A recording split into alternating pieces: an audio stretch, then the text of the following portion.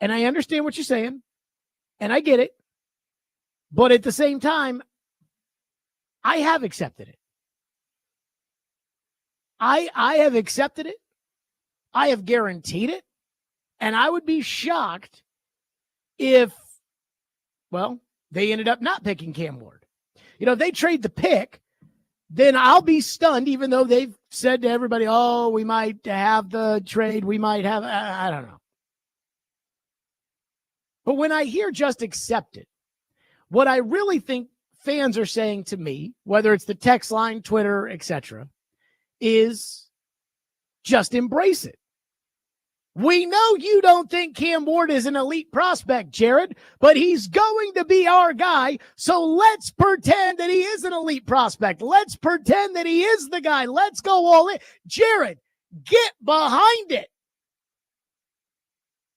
And I just can't do that. Others might be able to do that. YouTube bloggers and, whatever, they might be able to get behind Cam Ward. They may have been 2 months ago saying, oh, this quarterback class stinks. Oh, we don't want Cam Ward. Oh, we don't. And they might today be able to say, this guy is going to be the next Mahomes.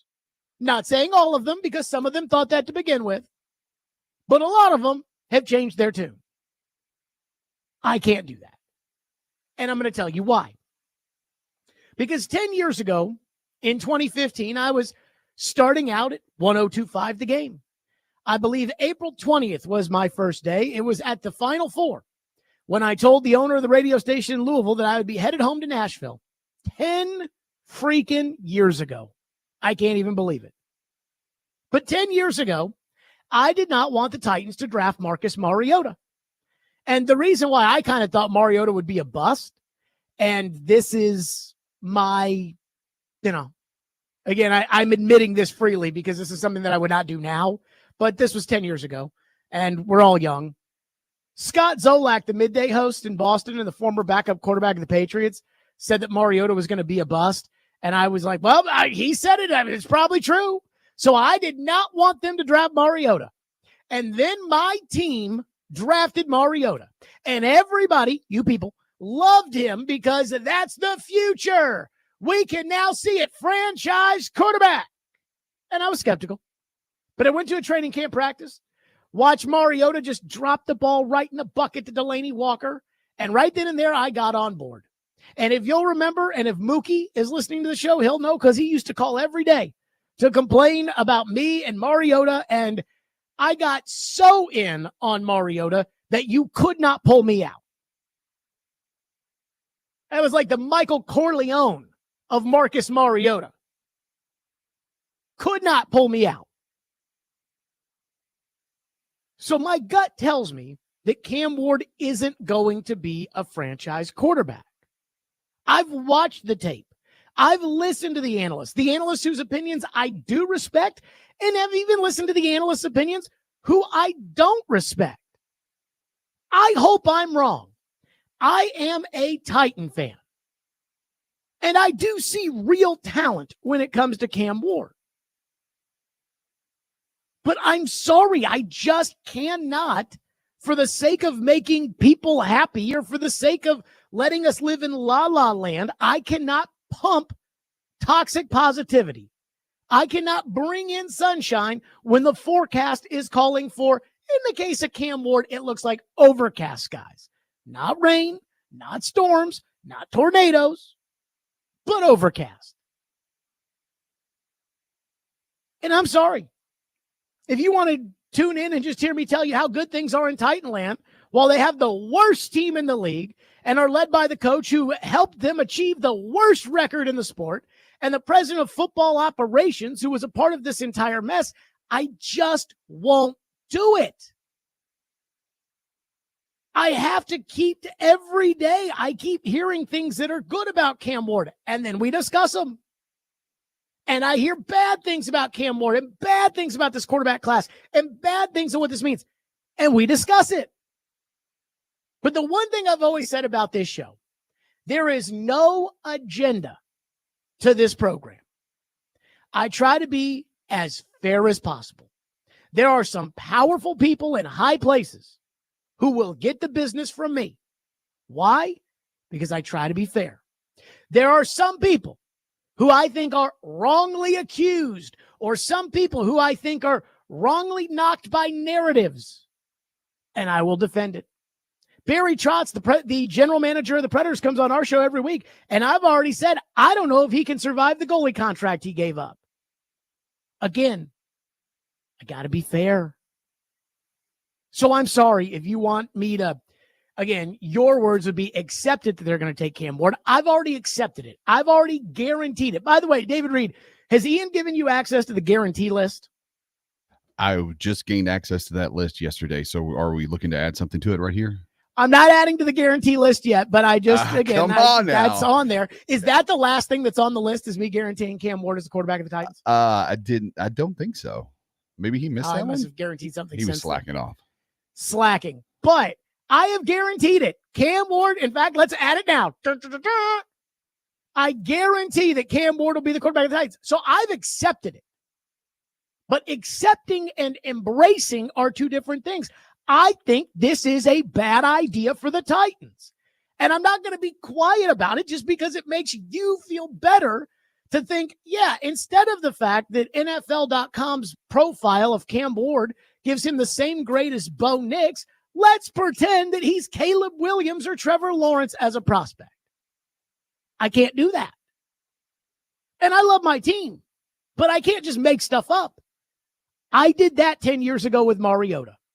And I love Marcus Mariota. I think he's one of the nicest guys I've ever met. I told Mariota in the locker room after the AFC title game, he and I chatted for a second, and I said, I just want you to know that in my entire career of doing this, you're one of the most stand-up individuals that I've ever been around. And I believe that. But Mariota was not the guy. And I do think the Titans helped make that the case as much as possible. But again, I didn't feel it in my gut then, but I let my fandom and I let you all and I let everything else kind of carry me down the path of wanting to believe something that wasn't true. I can't do it again. I hope I'm wrong. I hope they draft Cam Ward number 1 overall and he does become Patrick Mahomes. But I believe what I believe. And what I believe until I'm proven otherwise is that Cam Ward is not going to be the guy. And if he's not the guy, you're going to draft him number 1 overall. The expectations are going to be through the roof. You're going to lose a lot of games in year 1. You'll blame it on everybody else except for Cam Ward. Then you'll continue to lose games in year 2. Then you'll start to blame Cam Ward a little bit. Then it'll be year 3. Then you're looking for another quarterback. And we've just wasted 3 years of our lives. I have to be honest. I'm not looking forward to that. So I do hope I'm wrong. 615-737-1025 is our phone number, 615-737-1025. That's how we're starting today on the program. Again, you're saying just accept it, Jared. Cam Ward's going to be the pick. I've accepted it. But embracing it, those are two totally different things. Now, I am going to tell you what I do like about Cam Ward, because I do not think that Cam Ward is some bum. I do think he's got first-round talent. So there are things that I like about Cam Ward. We'll get to that next. 615-737-1025 here on the program. That's 615-737-1025. We're rocking and rolling. Stillman and Company, 102.5, 106.3 The Game.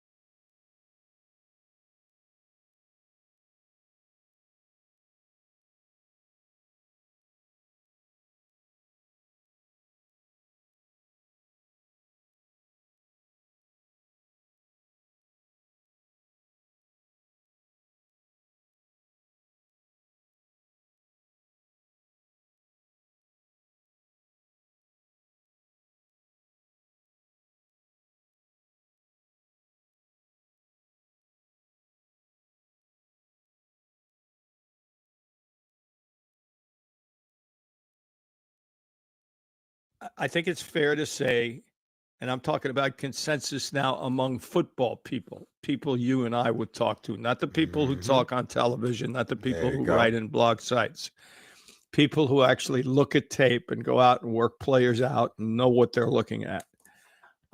Their consensus is, by the way, is consensus with a capital C. There is no quarterback out there that you can say, this is the guy that can lead me, that has the potential to lead me to the promised land. Everybody has holes in them. Ward is the guy with the least holes in him because he's the most physically capable of the group. But everybody has holes in him. Someone that I really respect said to me, this is a Swiss cheese draft when it comes to quarterbacks. I love it. I love it. There you go. That was Bill Polian on Sirius XM NFL Radio. Jared, you hate Cam Ward. You won't. You're saying this. I'm like, okay, guys. I'm like, I hear you. I understand. You guys, you people. Not that I don't love you people, but you people. You people want Cam Ward number 1 overall, and you want him to be a superstar. And I want him to be a superstar, too. I hope I'm wrong. I hope the Titans get this right. But I am going to tell you that there are things about Cam Ward that I do like. And I'm not saying it's totally out of the realm of possibility that he becomes this force multiplying quarterback who becomes a star. Now, Dane Brugler's The Beast, which is his big draft guide at The Athletic that he drops every year, came out. And I was just, again, I didn't do a deep dive into it yet. That'll probably be a bulk of the show tomorrow. But I was reading his breakdown of Cam Ward, and the last thing it said was he projects to be a little bit bigger than Kyler Murray, or a bigger version of Kyler Murray. I'm like, Kyler Murray. But I am going to tell you what I do like when it comes to Cam Ward, because once again, there is a lot there that I feel like I do like. Number 1, Cam Ward has okay size. He doesn't have good size. You know, he's not 6'4", 225, 235, something like that. He's not Justin Herbert size, but he's got decent size. I think he's like 6'1", 218, something like that. That's okay size. He's not 5'9", 5'10 like Kyler. He's got decent size. So that's the first thing I like. The second thing I like about Cam Ward is I've listened to a lot of his interviews, specifically at the Combine. He went on Sirius XM NFL Radio, and he seems so knowledgeable and so likable and so respectable. And I do think those things matter at the quarterback position. I listened to his interview with Rand Carthon, of all people, at CBS. I actually thought it was pretty good. I listened to him on the ACC network, the NFL network. I mean, it seems like he's an effective communicator. He seems like the kind of guy that I would get behind. And at quarterback, that matters. You have to be knowledgeable. You have to be able to articulate what it is that you're supposed to be doing and what you expect of everyone.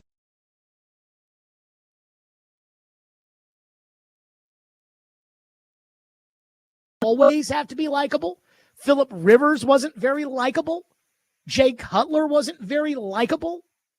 But I think when you come to a team and you're trying to get people to accept you, you can't be chief a-hole on day one.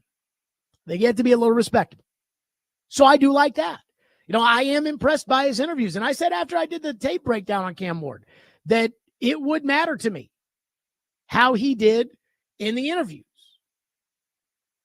Number 3, I think of all of his physical traits, this is the one thing that I actually really, truly like, which is Cam Ward has the ability to throw off platform from different arm slots, off of one foot, off of the front foot, off of the back foot, that's the baseball player in him. And you cannot coach that. And so he wiggles away in college from ACC pass rushers and then can run backwards and just jump in the air off his back foot and fire a ball 38 yards down the field and hit a receiver in the hands. We'll see if he can do that in the NFL. The edge rushers in the NFL are going to be a little bit better than the edge rushers in the ACC. The defensive backs are going to be a little bit better. The defenses themselves are going to be a little bit more complex. So it's going to be harder.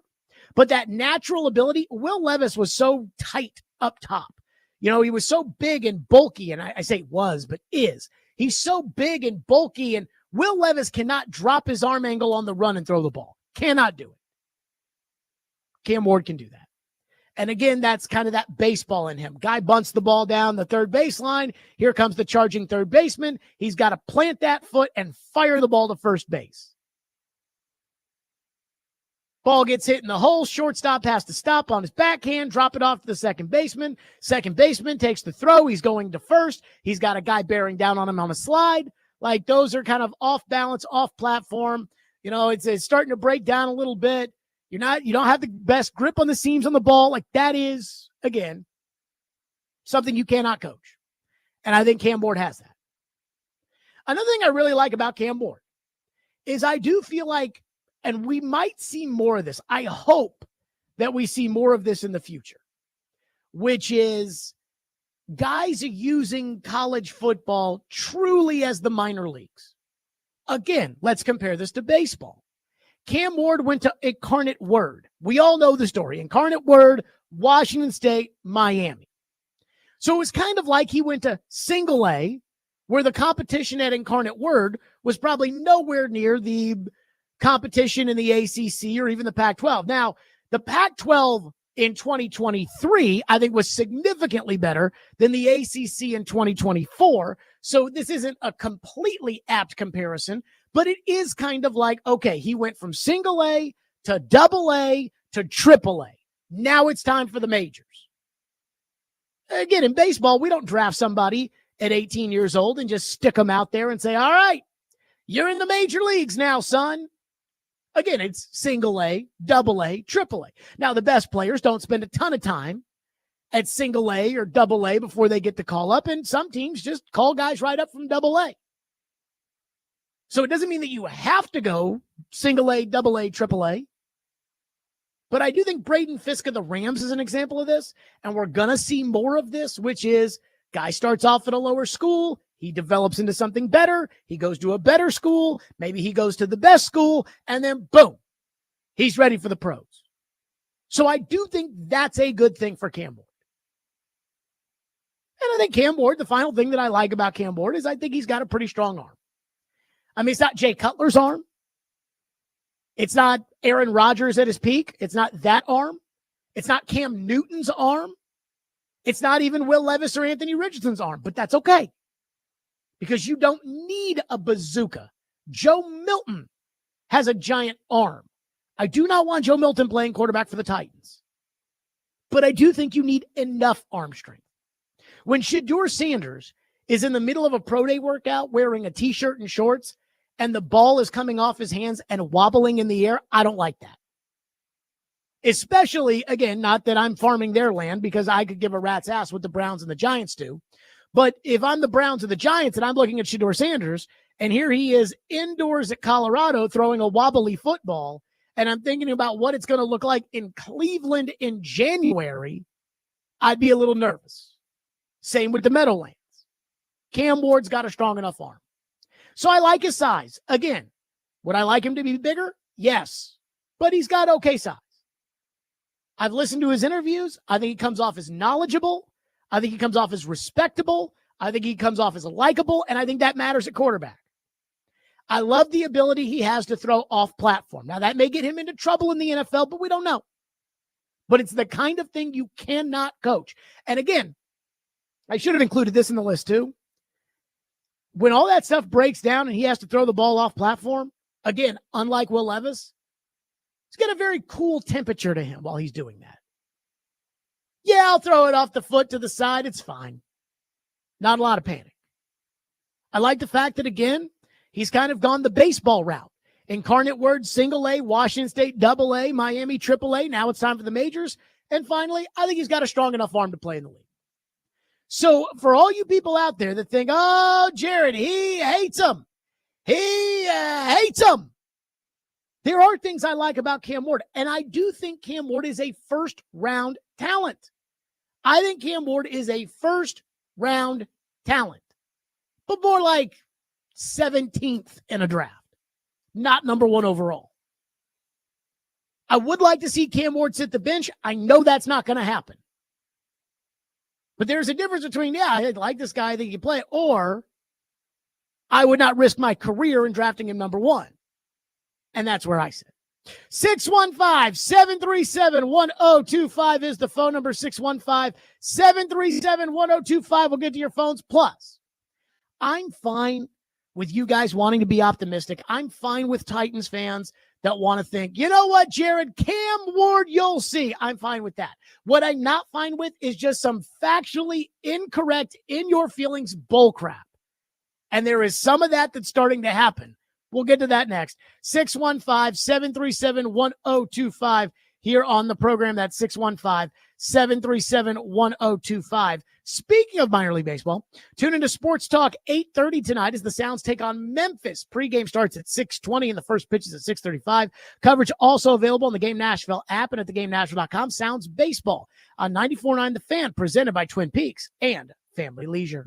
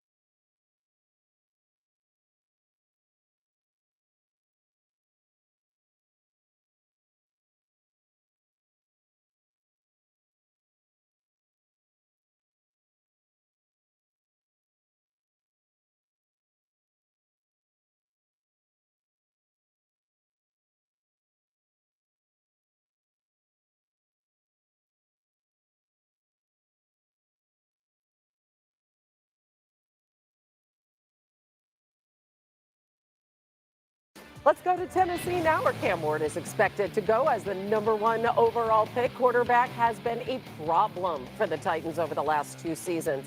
In that span, they rank bottom 3 in total QBR sack percentage and interception percentage. Will Levis finishing last season with just 1 more touchdown than interception. RC, is Ward the answer at quarterback for the Titans? You know what? I think Cam Ward has all the fixings to be the answer at quarterback, but it's also about how you build around him. I know if you're this team, you're going to think back to Jake Locker. You're going to think about Marcus Mariota. You had a good run with Ryan Tannehill, who came over from Miami, but how are you going to find ways to put Cam Ward in the best possible position to succeed? You have to get some more people around him, but it's also going to be about protecting him with play calling. Okay, there you go. That was Ryan Clark on ESPN. I was a little surprised. I was thinking that when they asked Ryan Clark, what do you think about Cam Ward in Tennessee? He was going to say, oh, God, you got to take it. He wasn't that one. So I'm okay with Titans fans being hopeful that Cam Ward's going to be a franchise quarterback. Again, you can hope for anything. Brock Purdy, who was Mr. Irrelevant, 2 years later is starting the Super Bowl. Anything, I guess, is possible. But that's probably more the exception than it is the rule. And so today on Twitter, while Titans fans were like, just accept it, Jared, Cam Ward's going to be the pick. When again, I have accepted it. I have guaranteed it. I just wouldn't do it. Somebody sent me a tweet saying that, oh, well, you need to let the pros do the drafting. You're the one who liked Anthony Richardson. Leave this to the pros. And I thought, oh, no. This is where the draft is starting to make people stupid. No disrespect to Cam Ward. And I mean that with what I'm about to say. But by no metric is he a better draft prospect than Anthony Richardson was 2 years ago coming out.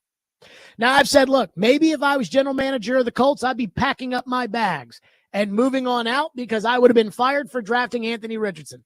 I don't know. But everything that they've done in Indianapolis, in my opinion, has screwed him up when he was not ready to play.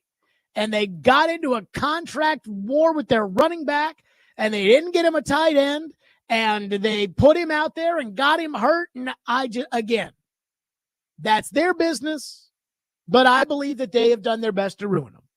And I think they're continuing that. But regardless of what Anthony Richardson is or isn't, and what Cam Ward becomes or doesn't, it is factually incorrect to act as if the people doing the drafting, the general managers, the team presidents, that they have Cam Ward viewed better than Anthony Richardson. That's just not true. NFL.com has the grades. Anthony Richardson has a higher grade.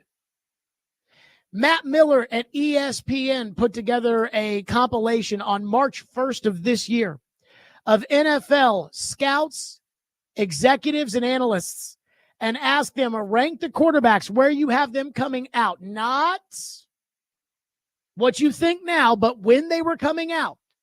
For instance, they have Tua at number 6, and they have C.J. Stroud at number 10. Now, all of us would take C.J. Stroud over Tua, but they had Tua ranked as a higher prospect. They had Anthony Richardson, of all of the quarterbacks taken in the first round since 2020, and Cam Ward and Shador Sanders. They had Anthony Richardson ranked 13th. They have Cam Ward ranked 18th. The difference? Anthony Richardson has elite traits. He's big. He's fast.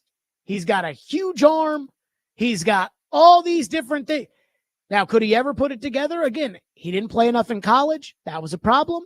I think the Colts have done everything wrong as far as trying to develop him. And maybe he would have sucked no matter what. I have no idea.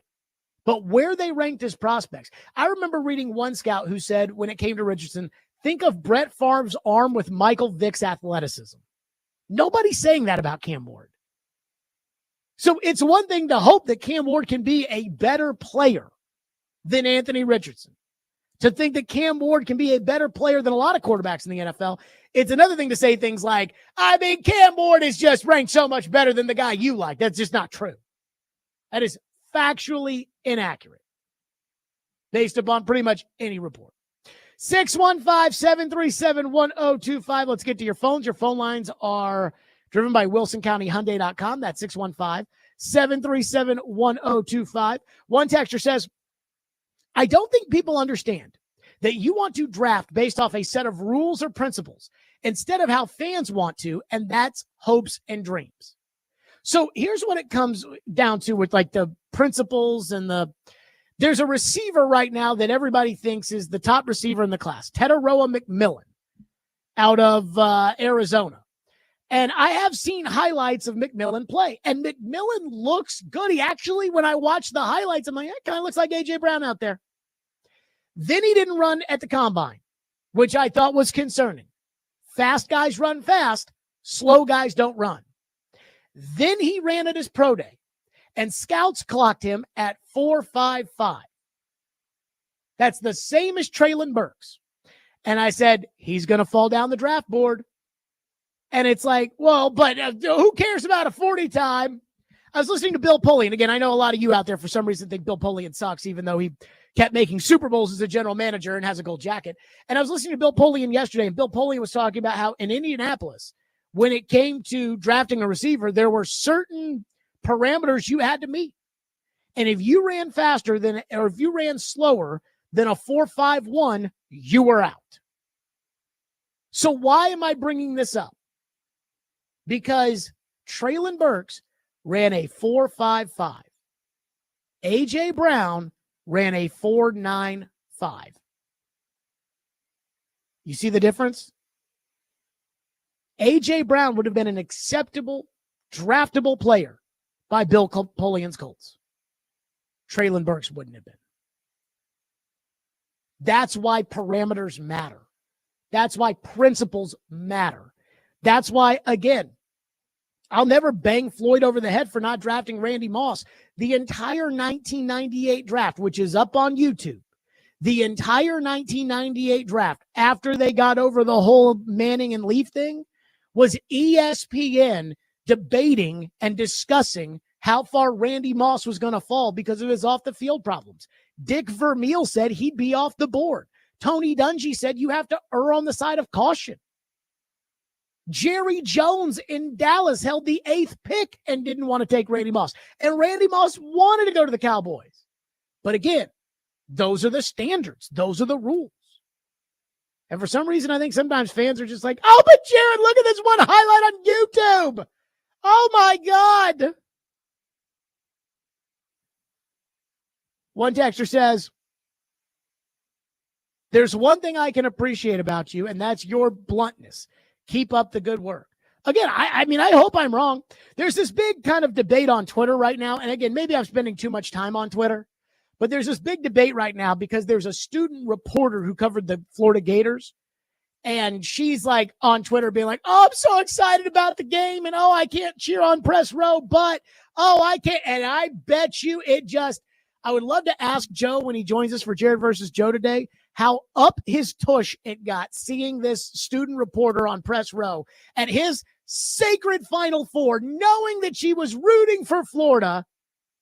And everybody on Twitter is like, you can't root and cover the team at the same time. And I'm like, I think you can.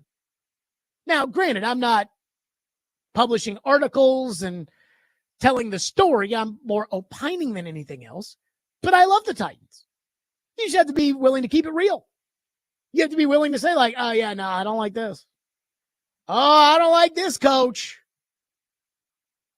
And I think that may be the difference. You know, is the way it's viewed is it's like, well, you root for the team, so you think everything the team does is good. Not me.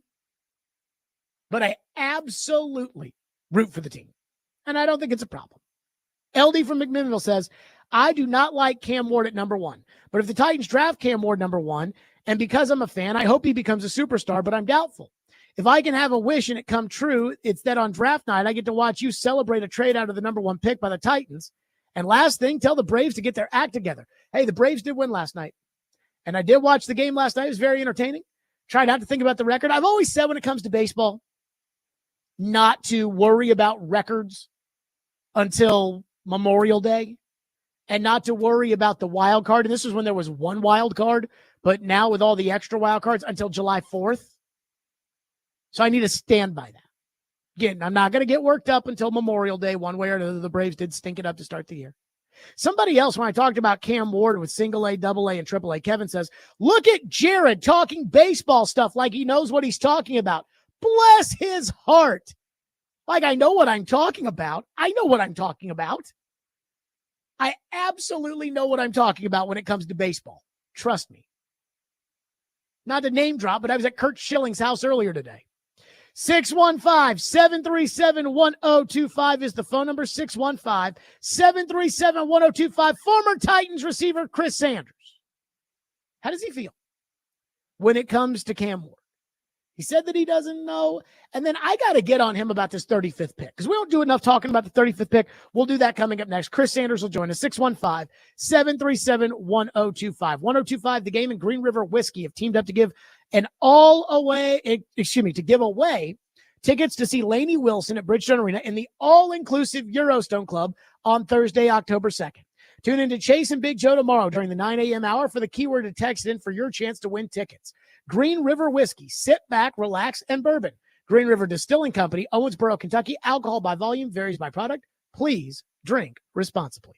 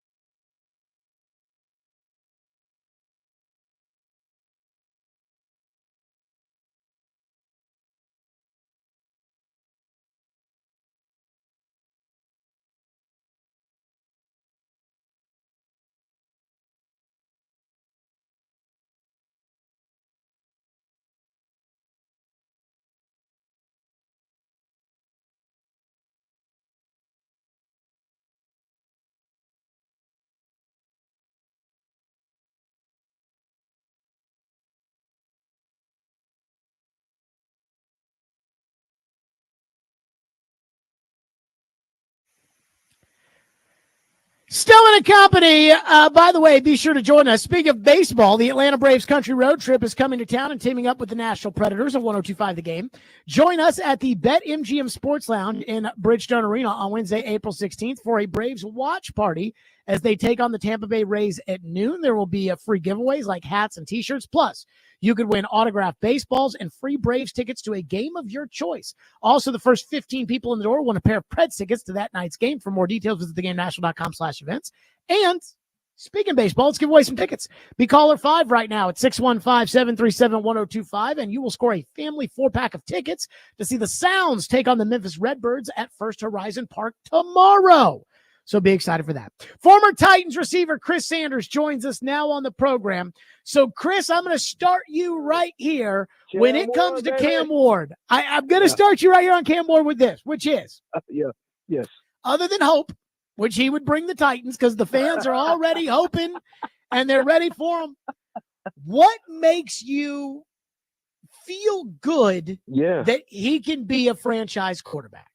Number one is his ability. Number two, the confidence that he's going to bring to this quarterback position. Because if you look at last year, when you had Levis, when they talked about him at the beginning of the season, everybody talked about his strong arm and this and that, but you didn't have a lot of confidence. And I say that in a respectful way.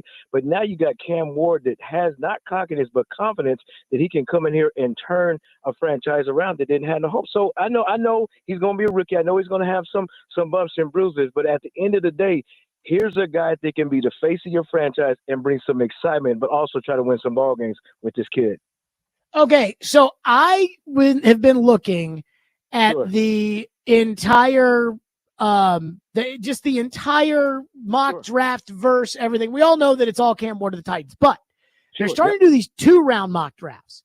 And Field Yates at ESPN had the Titans taking Donovan Ezaraku, the pass rusher out of Boston College, in the second round. And Mel Kiper Jr. yesterday had the Titans taking a pass rusher out of UCLA who had 4.5 sacks last year, who has physical traits but didn't get a bunch of sacks. In both cases, these guys have the Titans passing on Emeka Egbuka, the wide receiver out of Ohio State. Lord have mercy. Now, I've watched enough college football to think that Emeka Egbuka is going to go in the first round. If Emeka Egbuka is on the board with the 35th pick and the Tennessee Titans do not take him, how will you feel? And what do you think about him as kind of the second guy to go with Ridley for Cam Ward? First of all, I just want to see your expression if they do pass him up. That's going to be priceless in itself. You're going to scream and shout, and it's going to be one of the best, takes ever. But you have to get a wide receiver. I'm going to break this down. Just look at the wide receiver room right now. You got Calvin Ridley. You got who else you got? You got Oliver Bryce. You got Bryce Oliver. You got Bryce Oliver. You got Bryce Oliver like is so good you don't even know his name. No. But let me ask you a question. Let's just push Calvin really to the side. If you was a defensive coordinator, does any of those guys scare you? No. But if you get a Calvin really and an Egbuka from the Ohio State University, now you bring some fear in opposing defenses. But at the end of the day, whoever they pick, this guy's got to play right away because of depletion of this roster. So I believe that when it comes to the Titans with the 35th pick, everyone's saying that they need to trade down. I need to see who's there before I say trade down. If Travis Hunter's on the board there, I'm not trading that pick. Obviously, he won't be, but I'm just saying. Yes. I need to know who's there. I view that spot, though. They have to go edge rusher or wide receiver, right? Yeah, they do. You do. If you look at, Harold Landry's gone, and then you look at the wide receiver room, you have to get some impact players. And if you look at some of the impact players that are there, you got Egbuka. I don't know if Matthew Golden may be there. I know he's probably going to be gone in the first round. But if he drops to 35, are you kidding me? I'm not trading that away. I'm going to get an impact player. Yes, it could be a receiver. Yes, it can be edge rusher. But at the end of the day, what I'm talking about, these guys, if you pick at 35, they have to come in and make a splash from day one. Who is it that you're kind of circling when it comes to 35 and it comes to, the Titans to supplement with Cam Ward? And my question here is, how important is it that they continue to build around Cam Ward, and how do you feel about the holes around him?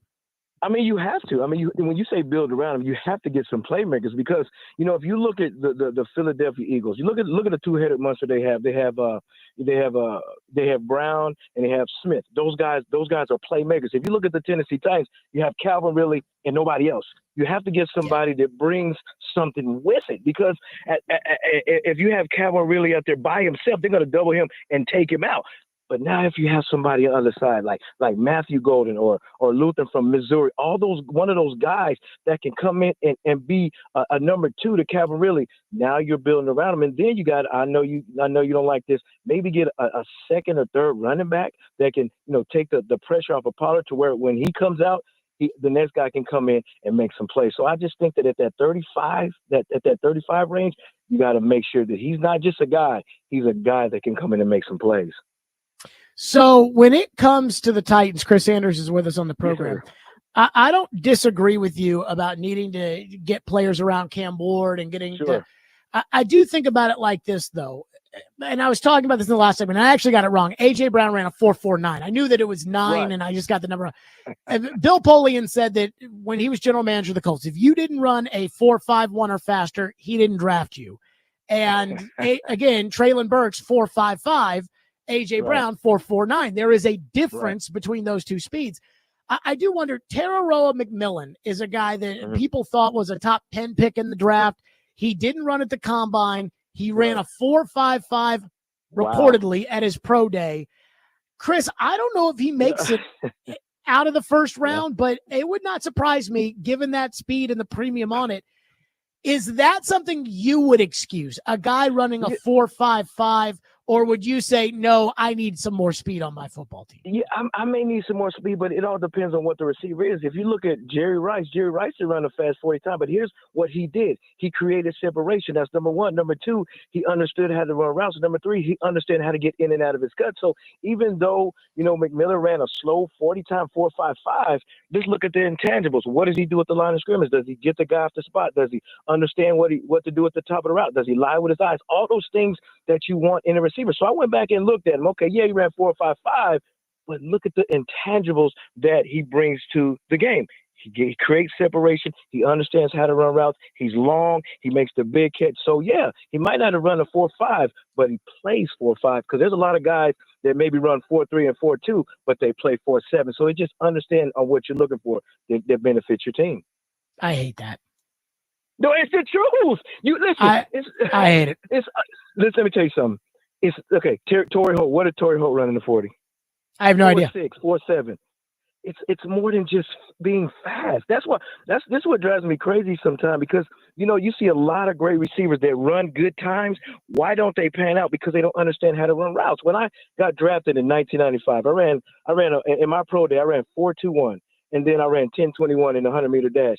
But I didn't really understand how to actually run routes until I got with Les Steckel, and that's why I made the all-rookie team and averaged 23.5 yards a catch. Why? Because it's not just about speed. It's understanding, setting up, and having a plan running routes, and that makes the difference. You know why they drafted you, though, right? Because I was fast. Because of that 40 time. By the way, I just Googled Torrey Holt's 40 time, and it came up at a 4.38. No, that's not true. I'm just telling you what it says at Google. 4.38. Did he look 4.38 when he ran out there? No. That dude just created separation, man. NFLCombineResults.com says Torrey Holt 4.44. What did Derek Mason run? I don't know. You just brought up Torrey Holt. I'm just saying again. Hold on. D Mason ran maybe a 4.4, 4.5. But what made Derek so 4.4 gets you is better than 4.51. I understand that, but 4.5 is better than 4.51. But there's a lot of guys that run 4.3 but don't play 4.3. Derek Mason ran 4.5, 4.4, but he created separation and he had that top end speed at the top of a route. Those are the intangibles that we're talking about. I want to D Mace, according to NFLCombineResults.com, D Mace ran a 4.55. Okay, and he's a potential Hall of Famer. He wouldn't be on the Colts though. And he's one of the best receivers to ever come out with the Tennessee Titans, and he ran a 4.5. And if McMillan falls to the fourth round, I'll take him there too. Chris Sanders, as always on our program, great stuff. I appreciate you, brother. Love you, man. Bye-bye. Yep, Chris Sanders here on our program. Again, when it comes to the, when it comes to running, you can tell me that Jerry Rice, again, to me, those are exceptions. I stick by hey, man, fast guys run fast. 615-737-1025, which is our phone number on the program. That's 615-737-1025. Gentry Estes has a column. And I will tell you this, the narrative in it, I think many people believe, but I actually think it's a very lazy narrative. I texted Gentry and said I don't like it, and I definitely don't like it from him. We'll get to that next. Stillman and Company, 102.5 The Game.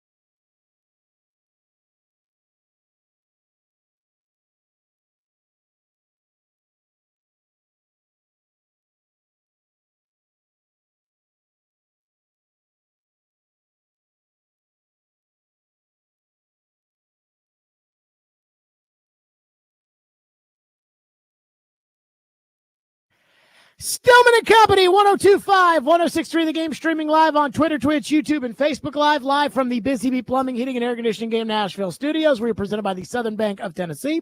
So let me just say this. I like Gentry Estes at the Tennessean. He is their sports columnist. I like him a lot. I like him as a guy. I love it. I value his opinion. I'm dead serious about this. Like, when it comes to Gentry Estes, I mean, if he thinks, like, I care what he thinks, but that doesn't mean that he is immune from writing a stupid column. And yesterday I saw on Twitter that Gentry, again, one of my all-time favorites, Gentry was at the Preds game. And I thought, that's odd. What is Gentry Estes? You know, again, the lead columnist, he'll go to games, and he'll go to Titans games, Preds games, Vols games, Vandy games. He goes to all of it. But what's he doing at this random run-of-the-mill Tuesday nighter when the season's over with nothing? I thought that on Twitter. He posted a picture of the Trisha Yearwood bobblehead doll. And I thought, why is he at the game? Like, why is he covering this game? And then I saw his column. And his column, I think, feeds a narrative that most people probably believe that I think is both lazy and incorrect. Now, I'm not saying Gentry is lazy, because he is not. But I do think that this narrative is lazy and incorrect. And the narrative is basically the Titans and Predators both learned their lesson this offseason in free agency. Quote, other than the shared timing, especially cruel for the city's sports fans, these dueling declines for Nashville's most prominent pro franchises wouldn't seem to have much in common. Different circumstances, very different teams, very, very different sports. However, there are big picture similarities in how each got to this point. The Titans and the Predators, Gentry writes, have each become examples of how bad it can get when a franchise fails to adequately draft, develop, and retain homegrown talent, and then resorts to spending extravagantly in free agency to make up for it. With free agency, not only are you choosing from other teams' leftovers, you are paying top dollar to do it. And then you're asking all of these new players to adjust and work to get up to speed quickly without investment in the organization or new teammates yet. And I think that's wrong. Again, I think that what we've done with both the Titans and the Predators is we've looked at free agency and we've said, free agency, bad. Titans spent in free agency, bad. Predators spent in free agency, bad. So spending in free agency must be bad.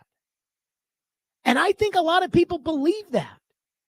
I think Chad Brinker sold that when he got elevated into the job and pretended like he had nothing to do with being attached to the team the last 2 years, when he was like, we can't just go out into free agency and buy a team. Like, where were you last year saying all that stuff?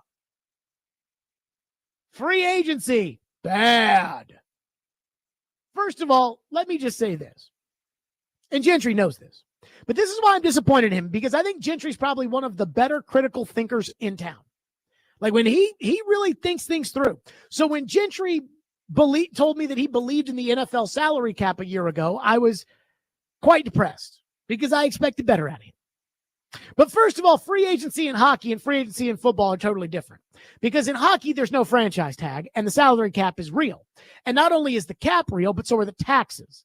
You know, it really matters if you're going to play your home games in Montreal or Vancouver as opposed to Dallas, Vegas, or Nashville, where there's no state income tax. That does matter. And the cap, again, in hockey is real. So that's important. And without the franchise tag, guys can really just wait out their contracts and go places. Mikko Rantanen has been traded 3 times this year, it feels like, because Mikko Rantanen's told everybody, yeah, I'm not going to sign an extension. I'm not going to sign an extension. And finally, he's like, fine, I'll sign an extension. These players can kind of dictate of, hey, I don't want to be here anymore. Matthew Tkachuk is in Florida for that reason. You can't really do that in the NFL. If the team wants, they'll franchise you. If the team wants you bad enough, they will keep you and they will make you play for them, which is why Lamar Jackson, in spite of the fact that he demanded a trade twice, is still in the Ravens. So yes, it is in theory leftovers from other teams, but it's different than the NFL. Secondly, when it comes to the issues with how free agency affected both of these teams, I don't think free agency was the root cause of why the Titans stunk last year and why the Predators currently stink right now. In the case of the Predators, I think their issues are more confounding because they weren't going out and trying to take a bad team and make them good through free agency. They were trying to take a good team and make them better through free agency. And in the process, all the players that are on this team, the good players and the players that were already here, like the guys that they signed and the guys who are already here, they've all played terribly. Now, that usually is a sign that the coach is the problem. But it's been very confounding to say, okay, why did all these guys last year that played very, very well, why are they all playing so poorly with the addition of these three other guys? But again, that's not free agency's fault. At least I don't think it's free agency's fault. I mean, is it free agency's fault that UC Saros sucks this year? UC Saros was on the team last year. And then when it comes to the Titans, again, all the money they spent in free agency, that's not a bad idea. Spending money does help you win. Look at the Eagles. They spend through their asses, and they win. And not everybody that the Eagles have is a homegrown, draft-developed, retained player. Saquon Barkley was not. A.J. Brown was not. Zach Bond was not. And you can go on down the line. But the Titans' motives for spending in free agency were pretty obvious because they had a bad team and they had to prove, and this really starts with the owner, they had to prove that they were right for firing the winning general manager and the winning coach. That's what all last year was about. That's what the toxic positivity and the sunshine pumping and everything else was about. Because the owner did some cockamamie stuff, firing the general manager while the team was in first place, and then firing the very popular coach who many around the league believe is an elite coach. So she did that, and then she hired her people. So they had to prove her right. The problem was she was wrong from the jump. She shouldn't have fired the general manager. Certainly should not have fired him in the middle of the season. But she shouldn't have fired the general manager. She fired him anyways with a bunch of, you'll see, Jared, and then hired a bad general manager. It's not the money that was the problem. It was the guy who was spending it. The owner fired a good general manager, had to prove that she wasn't the problem for firing a good general manager, hired a bad general manager, and the bad general manager went out there and cashed her checks. Because, again, he's a bad GM. And the coach, we'll see. Now, are the Titans and the Predators in similar spots in the standings? Sure. And am I concerned about the Predators? I mean, I begged them, do not sign UC Saros to that contract. And they did. Just like I'm begging the Titans, trade the pick, get the draft capital. I begged them to sign Sam Darnold. But I think it's lazy when you're a critical thinker, and Gentry is, to just look at the Predators and look at the Titans and say, free agency, bad. The Washington Commanders brought in 26 free agents last year, and they ended up in the NFC title game. Are you meaning to tell me that when it comes to Kansas City, that Joe Thuney, who they signed in free agency, bad? No. In the case of the Predators, again, I don't know what happened to this team, but it was a good team last year. They went out and got the three guys that had all played at a high level somewhere else. And again, everyone can have their opinion on how they ended up where they ended up, but it was the entire team that has played poorly, which again, to me, is usually a sign of the coach.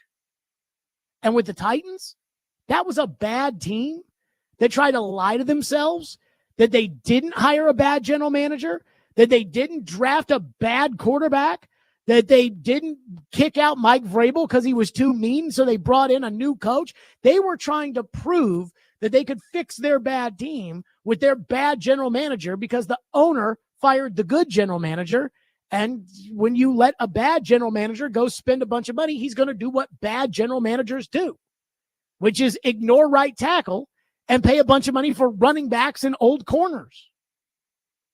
But again, free agency is not bad.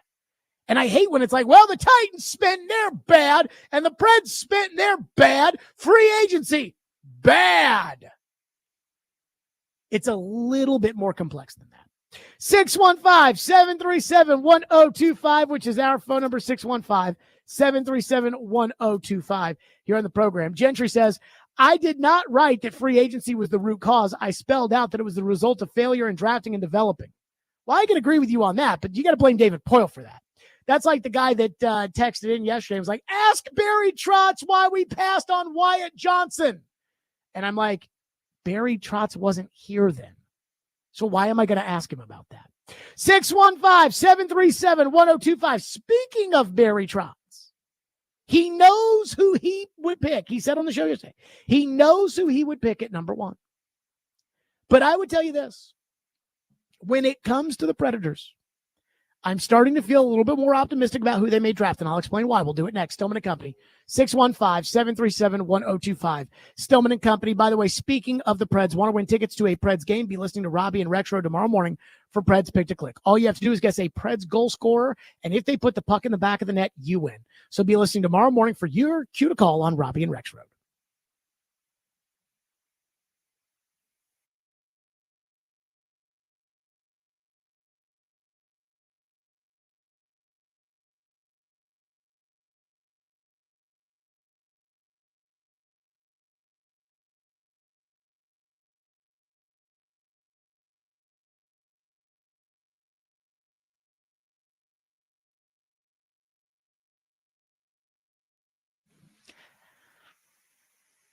Hiller Plumbing, Heating, Cooling, and Electrical. Those are my guys. Hiller takes great care of my home, and I promise you that they'll do the exact same for you.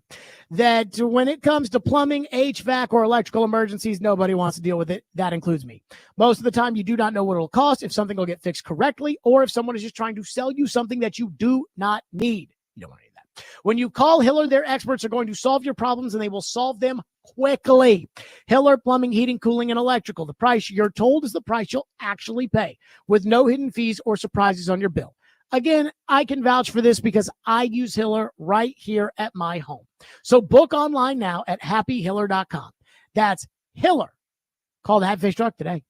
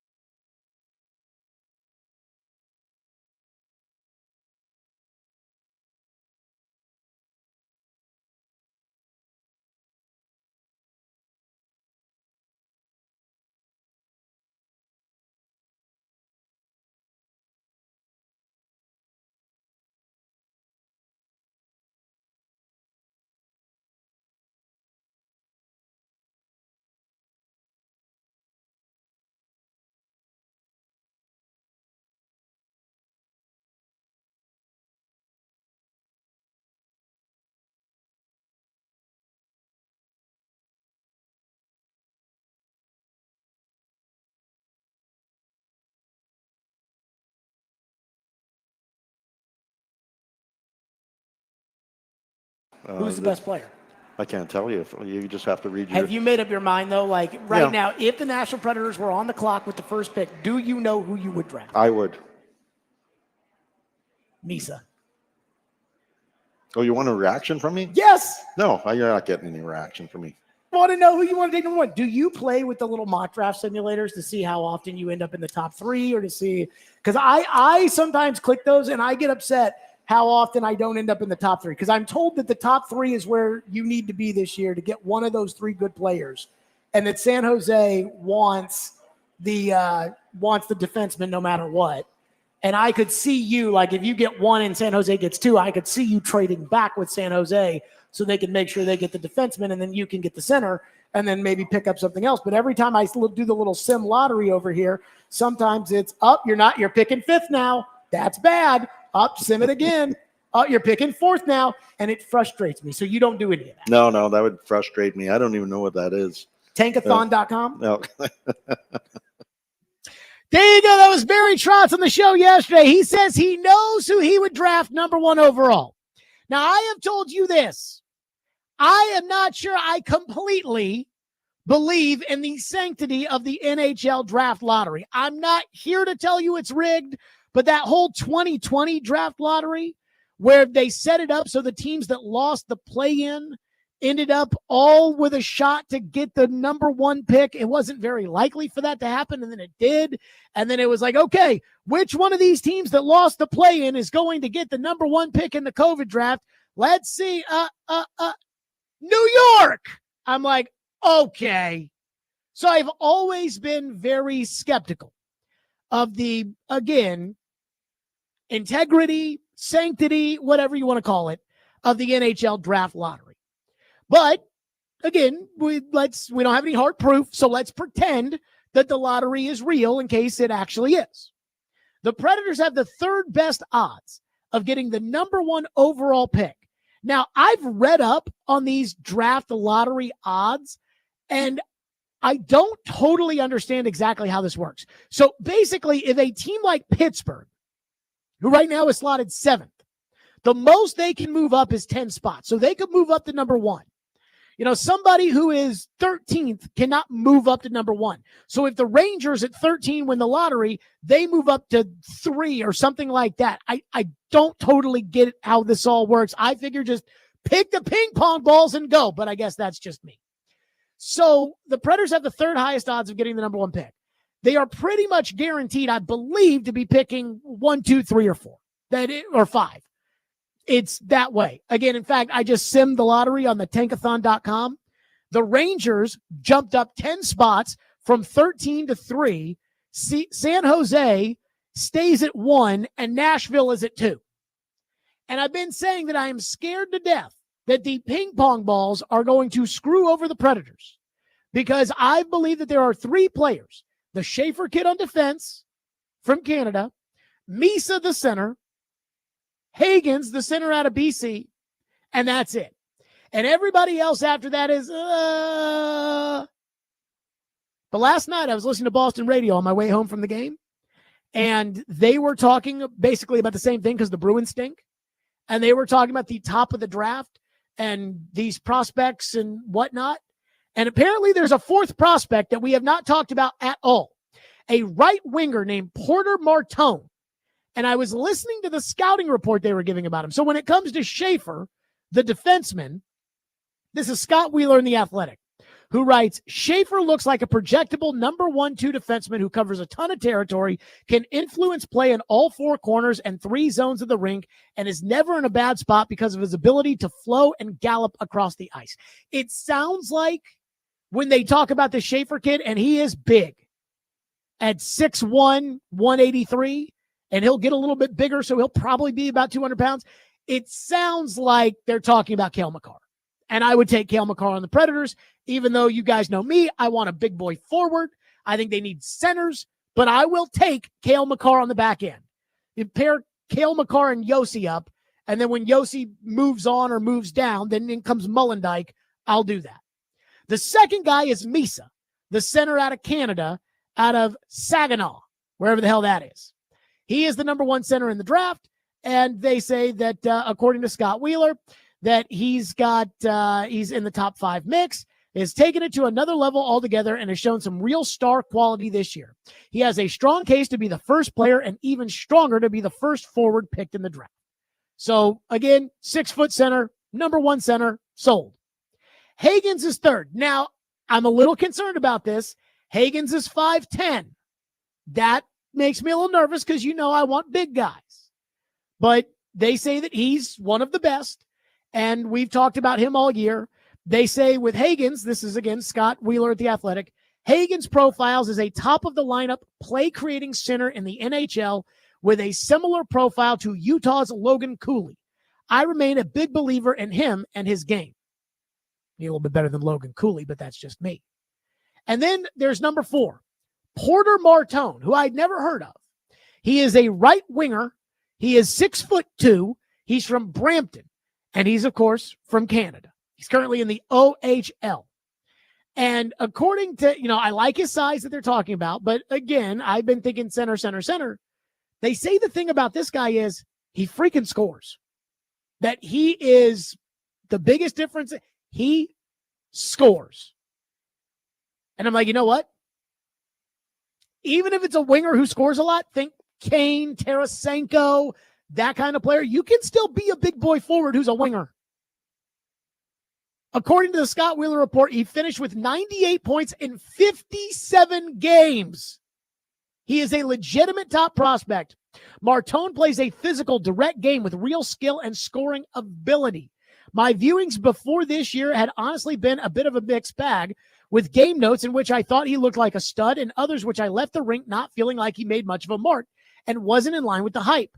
This year, though, he writes, he has looked dominant more consistently and has completely taken over some Steelheads, I guess that's the team he's on, Steelheads games I've been to.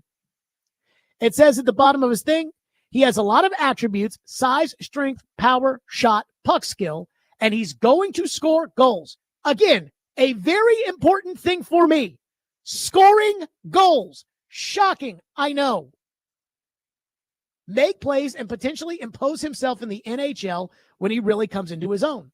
He's a stud, Wheeler writes, and most NHL clubs love his skilled power forward game, even if some have softened on him. So it sounds like there's 3 guys, because it should be 4 guys instead of 3. The 5th guy is Anton Frondel, and they say that he has a chance to be a second-line center. No. I don't want to suck this bad and end up with a second-line center. I want first-line players, first-pair defensemen, and that's why I look at these 4. So I feel a little bit better today because I know in my heart that if they can at least get into the top 4, they're going to get one of those guys, and that Martone belongs in the conversation, because even though they need centers, are you really going to turn away a goal-scoring winger? I mean, you don't score enough goals now. I'll take a goal-scoring winger. Let's do one little draft lottery sim here, see what it comes up with. Oh, no! Boston wins the lottery. Anaheim 2, San Jose 3, Chicago 4, Nashville 5. Do not want that. Then you're stuck with, again, who is that? Anton Frondel. Don't want that. Or Caleb Desnoyers. Although he is a 6'1" center. I like that. Frondel's 6'1" too. 6'1", 198. The other guy is 6'1 and a half, 170. I need to fatten him up a little bit. But again, I want one of the top 4 picks. But I can live with the 4th pick now. 615-737-1025 is our phone number if you want to weigh in. That's 615-737-1025. Add that to the list. We'll get to it next. Stillman & Company, 1025-1063 The Game.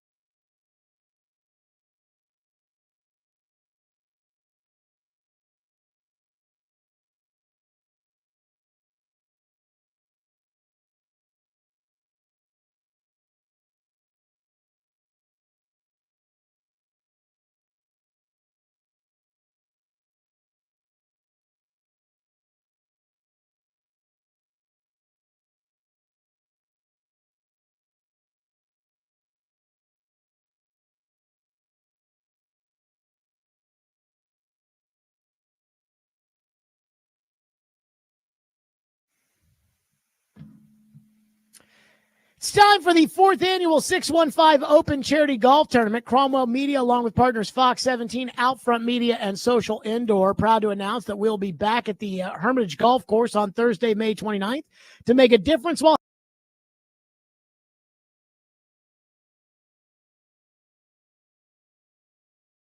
having provide life-changing scholarships to families of America's fallen or disabled military and first responders. Sign up to play or sponsor at 615open.com. So somebody texted into the show, our phone line driven by WilsonCountyHunter.com, and said, here's the bias for the Preds. Somebody else said on Twitter, you root for the Preds and you root for the Titans, but you crap more on the Titans than you do on the Preds. I wonder why. And I'm like, oh, God, here we go with this crybaby stuff. So let's just, again, let me knock down this narrative while I'm in the business here of knocking down narratives. Number one, when it comes to, oh, yeah, no, he's so biased against the Titans have been awful. They have won 9 games over the last 2 years. They have been awful. They promoted their assistant general manager to the president of football operations, and they have basically put him in charge, even though there's zero reason to believe that this guy would be any good. They're going to draft a quarterback that all the gurus say isn't that good, and I'm supposed to say good things about him? Somebody help me understand that one. So that's the first thing. The second thing is the Predators were actually a good team last year. Now, again, I think it's very confounding as to why they're not good this year. But I have said that if this goalie contract does not work out, the same thing that I'm saying about the Cam Ward stuff. You're like, oh, yeah, every day you say that they should trade the pick and not draft Cam Ward because you don't believe in him. And every day you said they should draft Sam Darnold. And every day yes. And every day this summer I said, don't sign the goalie. I said, I would not sign the goalie. Don't sign the goalie. Every single day this summer. We called it the radio station's civil war because half the station, 3/4 of the station said, don't sign the goalie. And Willie and Derek and Ian, of all people, ardently said, oh, you got to sign Saros. You can't not sign Saros. You can't. Saros has been a disaster this year. And what did I do? I ripped his ass. Talk about bias. Again, I feel like if you deserve it, you get it. And the Titans deserve it. The Predators have been awful this year. I've said, look, I don't know if Barry Trotz, a guy I like, really like Barry Trotz. I don't know if Barry Trotz can keep his job after the Saros contract. I mean, if you think that's dear leader stuff, I mean, other people in this town, instead of talking every week about why the team sucks so bad or about the players they need to draft or about the guys I don't like on the team, they'll sit there and ask them about their favorite kind of music. That is ridiculous. I ask the fair questions. Call up John Hines in Minnesota. Ask him, is Jarrett Stillman biased towards the Predators? And see what he says. By the way, Robbie Stanley just sent me when it comes to these prospects about Michael Misa.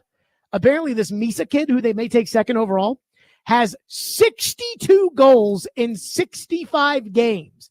I assume at the junior level, 65 goals. So yeah, fine, take him. I don't care. Again, I'm fine with any of these 4 players. I'm fine with the defenseman because they say he's like the next Cale Makar. So if that's, you end up picking 4th and he's there, fine. I'm fine with the Martone kid because, again, even though he's a winger and not a center, he puts the puck in the net. I would prefer the Misa kid. And then the Hagens kid, again, he's apparently top line with those guys. I'm fine with any of those 4 guys. It's like picking a quarterback last year. Everybody said, hey, you're pretty much fine either way with Caleb Williams, Jaden Daniels, and Drake May. And that's how I feel about these guys. Give me one of them. That's it. Drop me to 5. Now I have to take a second line center. I'm probably going to have a problem with that. One texter says, didn't Barry say something on the show yesterday like he would ease a player in on some offensive opportunities, hence him knowing that he's going to take a forward when you asked him about the number 1 overall pick? So I think that you could say that about a defenseman too, saying, hey, we're going to ease him in as far as the opportunities are concerned. Offensively, we're going to ease him in there, even if it's a defenseman. I mean, I think if they end up with the number 1 pick, I think they're going to take the Misa kid. A 6'1" center. And I believe that with the Misa kid who's scoring 60 goals, what is it again? 62 goals in 65 games? Boy, if I was the coach of the team that didn't allow him to score in those 3 games, I think I might have to take my team out for cake and ice cream. Well, we lost 7-1, but Michael Misa didn't score. Way to go, guys. But I think that's who they would probably take, which again is why I asked him directly if it was going to be Michael Misa. One texter into the text line says, I bet on Ted McMillan out of Arizona in a game when they were losing. He looked disinterested, and I've been done with him ever since. I don't have that problem with him, but I do have a problem with a guy who runs a 4.55 on his pro day. That's too slow. Again, Traylon Burks, 4.55. A.J. Brown, 4.49. The difference? It matters. It matters. One texter into the text line says, please leave the hockey talk to Robbie and Rexroad. They did a much better job this morning breaking down the draft prospects. I haven't seen any of these guys play. I'm not going to pretend like I am some guy named Pierre from Canada who can just sit there and tell you about, the way that he has the puck on his stick, takes it into the zone and he drops it down with the. I'm not doing that. I'm telling you, they say there are 3 guys in this draft, a defenseman and 2 centermen. Now they're telling me there's 4 guys, but one of them's a winger, and we'd much rather prefer the Predators draft a just stud defenseman or a center as opposed to a winger. But again, they say the winger's really good, and I'll take the winger. Prefer the center. But I'll take the winger. And I just want one of the top 4 picks. And again, at tankathon.com, Trotz yesterday, I asked him, I said, do you ever play these lottery simulations? And he said no. He had no idea what I was talking about. And the PR rep that was there, Nick Barnowski, he was like, after we were off the air, he's like, yeah, you can do that, and it becomes addicting. Let's try it right now. Breed, what do you think? Do you think they end up with one of the top 3 picks when I sim this lottery right here? Just based on the way Nashville sports teams' luck is, I mean, like the Titans having the top pick and this being the quarterback class, I'm going to say no. This is. By the way, 4th. do you think the draft lottery is rigged? Yes, I think they're all rigged. I think not the NFL draft. The lotteries are all rigged. Yes, absolutely. I think it's rigged. That's why they don't show you the actual. I mean, like when they put on the Illinois lottery on WGN, you actually see the woman take the ping pong balls out with her hand and put them out there. And it's like the winning numbers are 27, 32, 14, and 6. Whereas here, it's like we did it all in the back room with all the owners present. Now we're going to tell you what the results are. Number 1, New York. I'm like, okay. All right, let's do it. Let's see. Let's one sim lottery right here. This is for all the marbles. Predators are picking 4th. Philadelphia 1, Chicago 2, San Jose 3, Nashville 4. Again, I can live with that. Last week, I would have hated it because I didn't know about this Porter Martone kid. Now I can live with it. And let me just say this. All of my hope down the road for the Predators is tied to that ping pong ball and that player that they pick. And if they get a crap player, if they end up picking 6th and they don't even get the second line center, forget about the first line centers. They don't even get the second line center, then I'm going to be a very depressed person. 615-737-1025, which is our phone number if you want to weigh in. That's 615-737-1025. So it sounds like the Titans are out on the Shador Sanders front, which I don't have a problem with. But again, sounds like they're out. Coming up next, apparently a lot of teams in the NFL, they're very skeptical of Shador Sanders. And there's one particular reason why.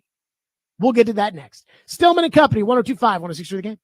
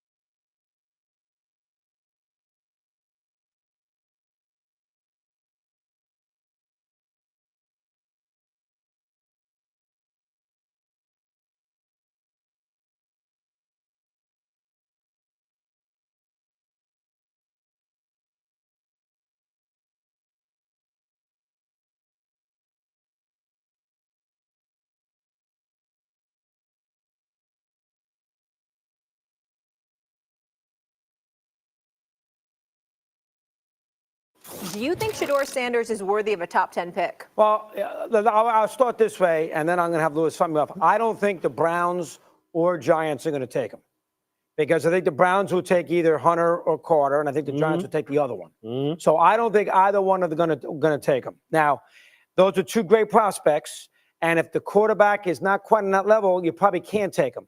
The problem is you need the quarterback. But I think the quarterback, if he's great, you take him no matter what. I don't think the Giants or Cleveland feels that Sanders is, quote unquote, one of those quarterbacks that can lead you to a championship. Obviously, we know that the Washington quarterback, he's great. Won a Heisman Trophy. Williams, USC, won a Heisman Trophy. Yeah. I spoke to a couple people. You're the expert. Don't like the sidearm motion of Sanders throwing a football. What did he take, 98 sacks? Took His 98 sacks. Some of that's on him, but his O-line wasn't great either. You take 98 sacks, you got to take some of the responsibility. It was terrible. Offensive line was terrible. I bet. I mean, that game in Oregon a couple years ago, he got this. Listen, and I know he's cocky and he's brash and he thinks he's going to be great, and that's okay. I don't have a problem with that. I myself am not going to draft a quarterback unless I feel that he is going to win 3-4 games for me in the big spot. There you go. That was Mad Dog Russo today, and I love it. Shador Sanders, again, I think he's a TV prospect, that he's not that good, and that what happened was because his dad was famous, and it was an interesting program, and everybody watched him on TV. All these TV people, Stephen A. Smith and Louis Riddick and all of them, they got to talk Shador. And then when push comes to shove, the teams evaluating him to be their quarterback are like, no. So, with that being said, and I've said that for a while, that Shador Sanders is a TV prospect. Apparently, scouts are fine with Shador Sanders' personality. They're fine with Deion Sanders being his father. But according to Jeremy Fowler at ESPN and some of the sources that he's talked to, Shador Sanders' problem might be that he's, not that good. Quote, this is Jeremy Fowler at ESPN. The concern is more about the ability. Questions about upside abound. One executive said Sanders' ceiling is probably Kirk Cousins or Baker Mayfield with less arm strength. I mean, if Baker Mayfield's the Titans fans would probably demand Shador Sanders right now. Kidding. Or Baker Mayfield with less arm strength. Quite good, but not quite elite. Quote, if it was me, I couldn't do that, said a separate AFC executive on taking Sanders in the top 10. Not a great athlete, not big, not strong, undisciplined game, comes with scrutiny. Is he going to be good enough? The AFC executive said. One comp from an NFC personnel man, Teddy Bridgewater. Fringe starter who makes good decisions and does some good things but won't get you over the top, the personnel man said. Let me say this. Drafting a fringe starter in the NFL in the top 15 picks gets you fired. It's as simple as that. Very few coaches, very few general managers can survive that. The only one that drafted a quarterback in the first round that did not hit and they got rid of and moved on from and is still okay and didn't get a miracle like they did in San Francisco with Brock Purdy is Mike Tomlin. And that's because Mike Tomlin has the one job where the owner takes pride in not firing the coach. But again, the scouts are saying when it comes to Shador, AFC executives, NFC executives, they're like, yeah, he's fine. Like his attitude and his dad and all that, that's fine. But he might not be a good player. And that brings me back to what I've said the whole time. Shador Sanders is a TV prospect. This is a bad draft class, especially when it comes to quarterbacks. There is not a single elite level quarterback in this draft, and that includes your guy, Cam Ward. But Cam is much higher, according to these people, than Shador. But because there's this vacuum of nobody to really talk about, Shador, because of his profile, gets elevated, and the people on TV, I mean, again, Mad Dog is sitting there saying, like, yeah, I wouldn't take him.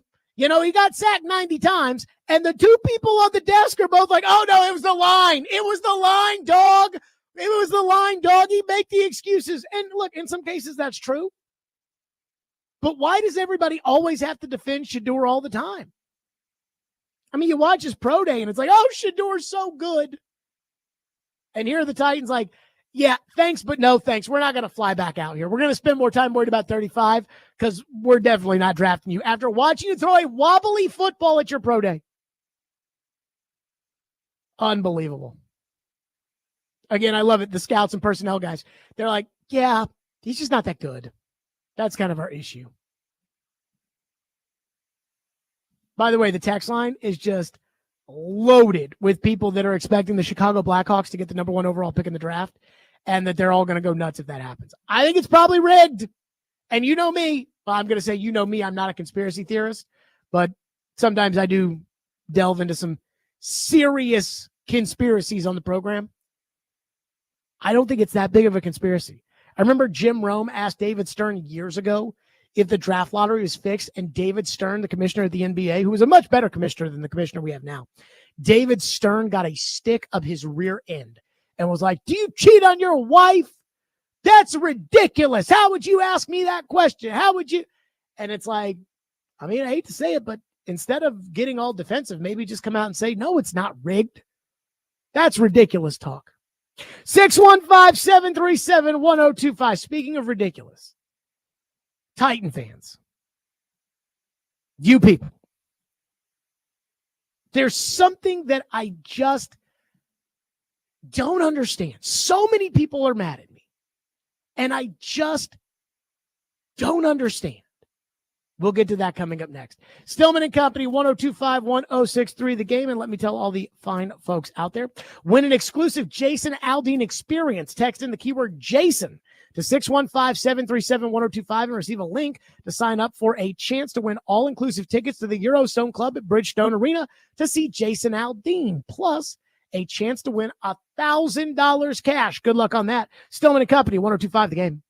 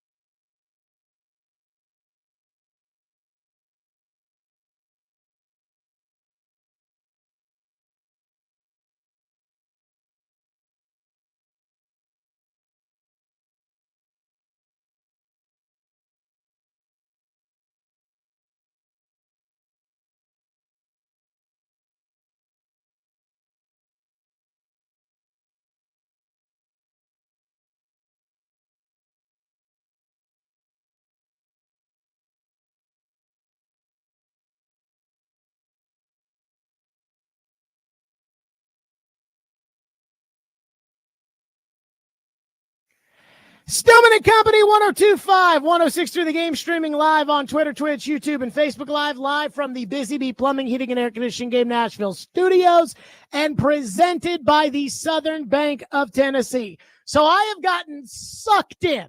Normally it's something that I do that leads to having these station week-long discussions, but apparently it was the morning show yesterday that took Baker Mayfield's season last year and said, hey, if this ends up being the best that Cam Ward ever does, is that good enough?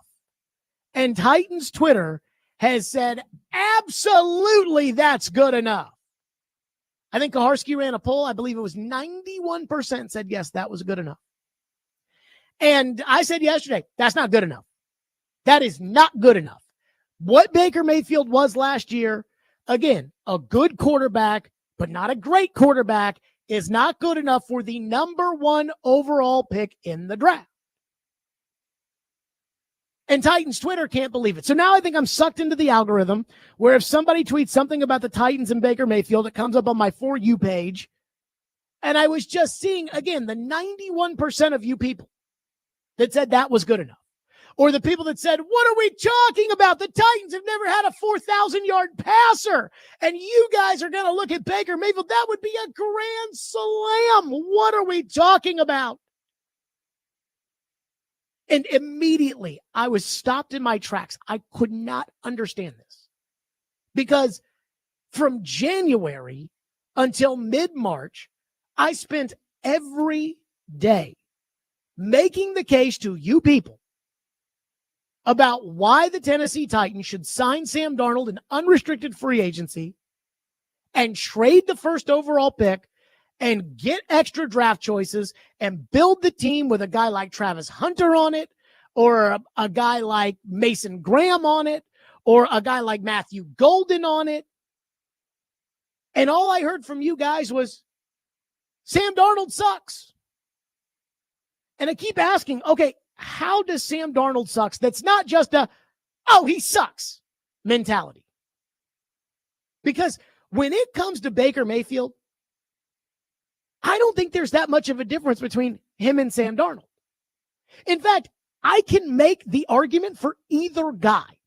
If we were having a debate right now between Sam Darnold and Baker Mayfield, I could easily make the argument between either guy. But to me, again, they're roughly the same. And they're in the same category of quarterback. Baker has had more good seasons, but Sam had a better season last year than Baker did. In fact, at one point, they both played on the same team in Carolina in 2022. And Sam, who was 4-2 as a starter, had a much, much better season than Baker did at 1-5. Darnold is also 2 years younger. But again, we're splitting hairs here. They're the same guy to me. That season that Baker Mayfield had last year, that again, you people tell me you would take right now if that's the best season Cam Ward ever had. Baker threw for like 160 yards more than Darnold. Darnold won more games. They're all the same. Give them receivers, give them coaching, and they'll win. Put them in a horrible situation, they'll fail miserably. And they're not the only ones that sit in that category. Jared Goff, Geno Smith, Dak Prescott, Trevor Lawrence, Tua. And they're roughly all the same price, somewhere in the $45 million a year range. Some guys like Geno Smith and Darnold are in the high 30s, low 40s. Guys like Goff are in the mid 50s. It's basically about $45 million. But they're all basically the same to me. And they're all the same from the standpoint that they're not the force multipliers at quarterback. The elite franchise guys, Mahomes, Allen, Burrow, Daniels, Jackson, CJ Stroud, maybe Herbert. And that's what takes me back to Cam Ward. And again, something I just don't understand. So if you look at Cam Ward and you say, okay, if he develops into Baker, that's a home run.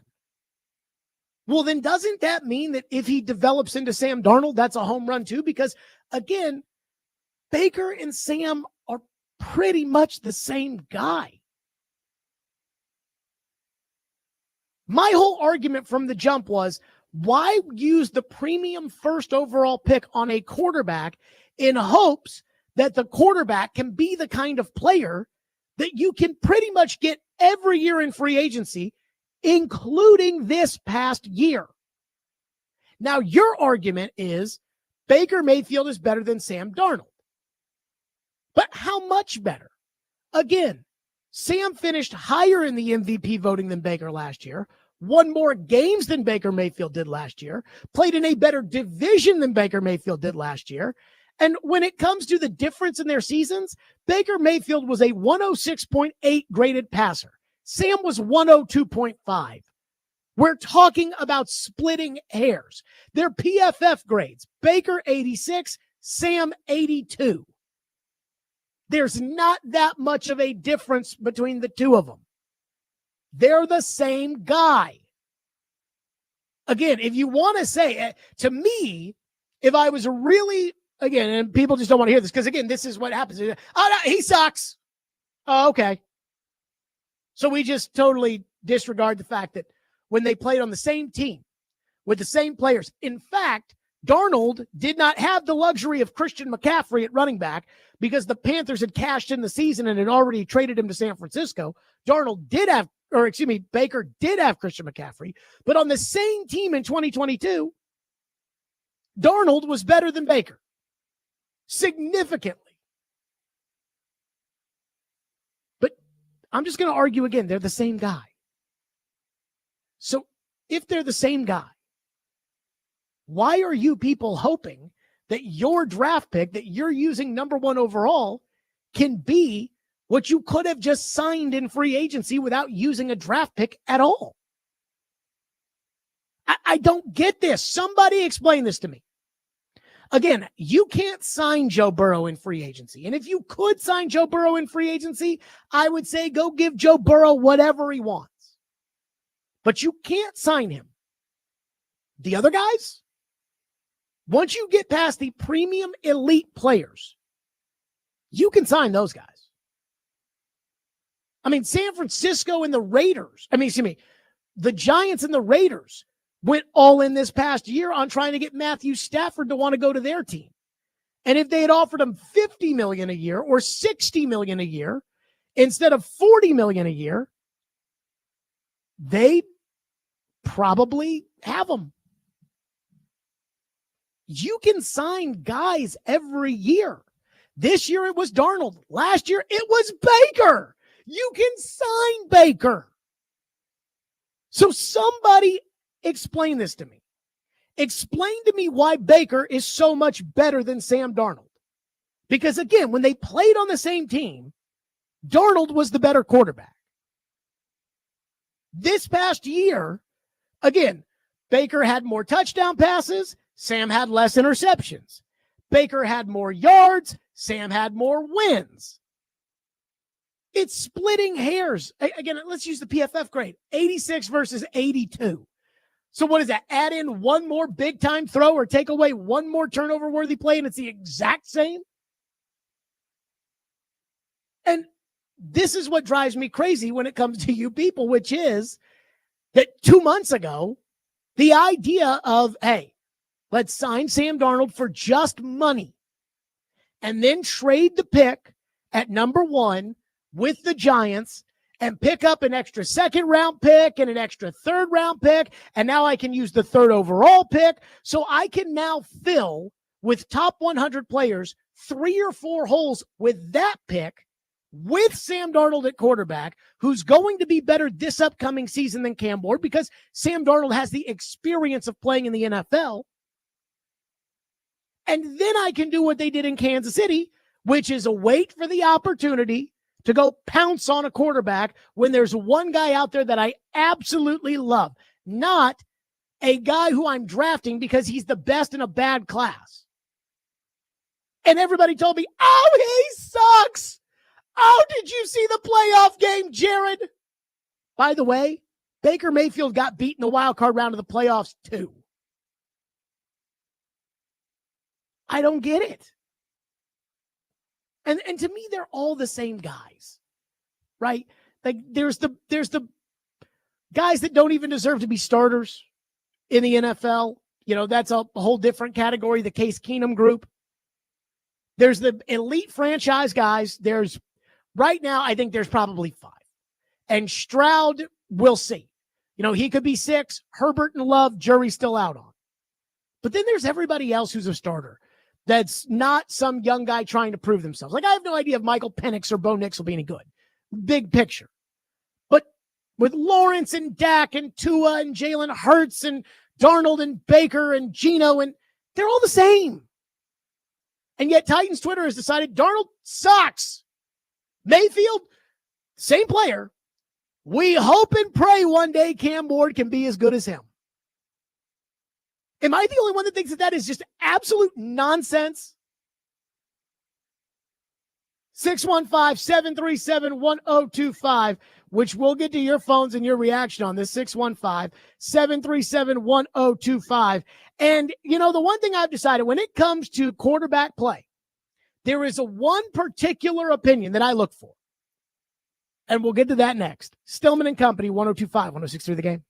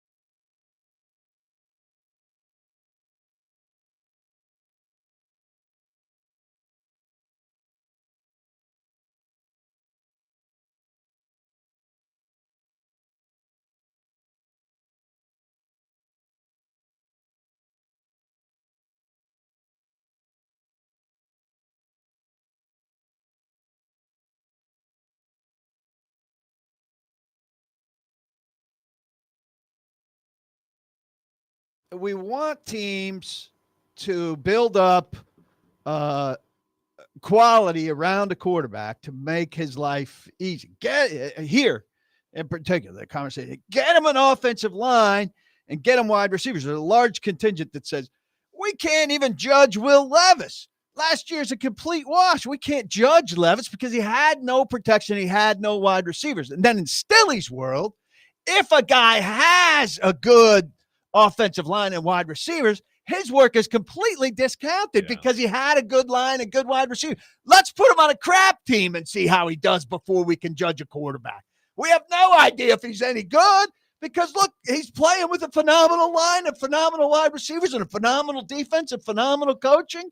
We don't know if he's any good. That Peyton Manning, we got to score him down. He had Marvin Harrison and Reggie Wayne. One's in the Hall of Fame and one's in the final batch. So it doesn't every count. year. Doesn't count, man. Let's downgrade. Don't want him. that guy. Look, I think for all of those people, the score up people and the score down people, here's how I look at it. Guys are in different situations. They're in all different situations. And you judge them on the situations that they're in. Oh, there you go. Kaharski says, if we're going to judge quarterbacks, we just say guys are in different situations. So, Jalen Hurts, you've got 2 tackles. You've got Saquon Barkley at running back, A.J. Brown, Devontae Smith, Dallas Goedert, the number 1 defense in the NFL. Vic Fangio is the defensive coordinator. Kellen Moore is the offensive coordinator. Your team spends $100 million more than Dak Prescott's team in Dallas does. Jerry sits on his ass in free agency, doesn't do anything. But I said, you know what? Jalen's better because he won and Dak didn't. That doesn't make a lot of sense to me. And so when it comes to quarterback play, again, I already know, Titan fans have decided Baker Mayfield doesn't suck that bad, but Sam Darnold does, even though, again, they're basically the same player. When they were on the same team, Darnold was a better player, and it wasn't just marginally better. He was significantly better. But the one quarterback that tells me all I need to know about your opinion when it comes to judging the quarterback position is Jalen Hurts. That is the one player that I look at and I'm like, if you cannot adequately call it for what it is with Jalen Hurts, which is he's an above average, good-ish quarterback, then I can't talk to you. Then I won't listen to what you have to say. Floyd used to always say when it came to Steve McNair and Kerry Collins was at Penn State, and he looked much better as far as, what the team looked like and the efficiency and everything else than Steve McNair at Alcorn State. But Floyd said as an evaluator, it was his job to say, okay, if I put Kerry at Alcorn State and Steve at Penn State, what would it look like? And that's what he did, and that's why he drafted McNair, and the better player was McNair. Again, if that were the case, that, you know what? We just judge them based on their own situations and everything's independent of one another, then wouldn't we draft the quarterback out of Alabama number 1 almost every year? I mean, doesn't Will Howard need to go number 1? He won the national title at Ohio State. Forget about the fact that he was throwing the ball to Jeremiah Smith and Emeka Ibuka, and he had 3 NFL running backs and an NFL left tackle and an NFL left guard and a great deep. Forget about that. Will Howard won the national title. Make Will Howard the number 1 pick. Turn in the card. But that's not how it works. Again, Jalen Hurts, not Mahomes. But Jared, he beat Mahomes. Right. Mahomes, the team that had a left guard at left tackle, not a $30 million left tackle like Jalen Hurts had. Jalen Hurts was already up 14-0 or like 17-3 in the Super Bowl before he even had to make a good throw. He's a passenger, not a driver. So when it comes to, I will just tell you that there's no way to judge these guys and their situations, and there's no way to. You have to be honest about it. Nick Foles won a Super Bowl in Philadelphia. And I'm not saying that those teams were the same because they weren't. But Nick Foles won a Super Bowl. And then when Nick Foles left Philadelphia and went to Jacksonville, I remember when Jacksonville signed Nick Foles. And I was like, oh, crap. Because Nick Foles, he looked pretty good in Philly. Nick Foles was awful in Jacksonville. And again, I'm not saying it's the same Philly team because it's not. But my point is, if you put Justin Herbert as the quarterback of the Eagles, he's going to win the Super Bowl. I think if you made Dak Prescott or Baker Mayfield or Sam Darnold or Jared Goff the quarterback of the Eagles, given how much money was spent on that team and how stacked that team was, I think they all win the Super Bowl. All of them. Stafford wins the Super Bowl. Jaden Daniels wins the Super Bowl there. C.J. Stroud wins the Super Bowl there.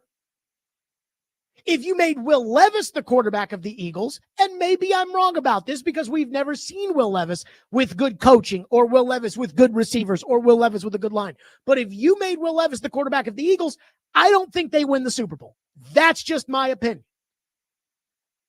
So this is the question when it comes to Cam Ward that I think about, which is because a lot of you will say, well, the only reason Sam Darnold was any good was because he had Jordan Addison and Justin Jefferson and Kevin O'Connell, even though those guys went 7-10 the year before without Sam and went 14-3 with him. But here's the question I would ask you. Do you think if Cam Ward has Justin Jefferson, Jordan Addison, and Kevin O'Connell, that in 3 years he'd be winning 14 games? That he'd be in the MVP conversation? And personally, I believe the answer is no. And I have to wait 3 years in order to get it because absolutely he's not winning 14 games as a rookie. That's why that decision for me was very easy. 615-737-1025 is our phone number, 615-737-1025. Somebody says, basically the same quarterback, even though Baker has been proven to be better in almost every statistical category. Again, one guy threw for 4,500 yards. The other guy threw for 43. One guy won 14 games last year. The other won 10. Which one do you want? The 200 extra yards or the 4 extra wins? You people. Unbelievable.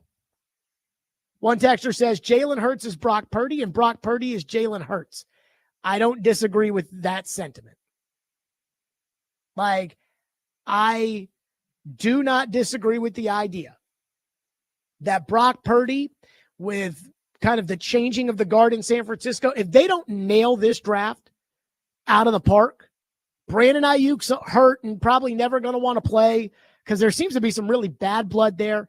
Deebo Samuel is gone. Trent Williams and George Kittle are getting older. Christian McCaffrey's hurt. The defense, again, they still have Bosa and Werner and those guys, but they've had to tear it down a little bit. If they were to put it on Brock Purdy to win games for them, I don't think Brock Purdy can do it. And I really believe that. One texter says, you repeatedly said you would trade a second-round draft choice for Sam Darnold, who ended up being let go by the Vikings. That's the kind of move that can set a franchise back for years. You would have given up a second-round draft choice for a guy who was a free agent. My recollection was the listener's sentiment was that was too much to trade. I don't remember the sentiment being Sam Darnold sucks. Well, there's a period of time after the franchise tag deadline, before the start of free agency, where I said, oh my God, now he's scot-free. Give him a contract. Oh, but Jared, $40 million's too much money. As if it was your money. Cap is fake. It's not your money. $40 million is not even that much. When again, we live in a world where Tua makes 53. Dopes. One texter says, Baker has cracked the code, Sam has not. What code? Again, I'm trying to figure out what makes them different. Baker Mayfield went to Cleveland, and it was a little up and down in Cleveland, and they had good players. I mean, again, they spend, and they've been drafting high for years before Baker got there. So Baker goes to Cleveland. It's up and down. They give up on him because they are enamored with Deshaun Watson, and they're not patient, and their owner's impulsive and is terrible. So he leaves there. He goes to Carolina. He's awful in Carolina. Again, awful on a team that Sam Darnold was 4-2 with. Baker goes to Tampa Bay. Good coaching, Mike Evans, Chris Godwin, and all of a sudden resurrects his career.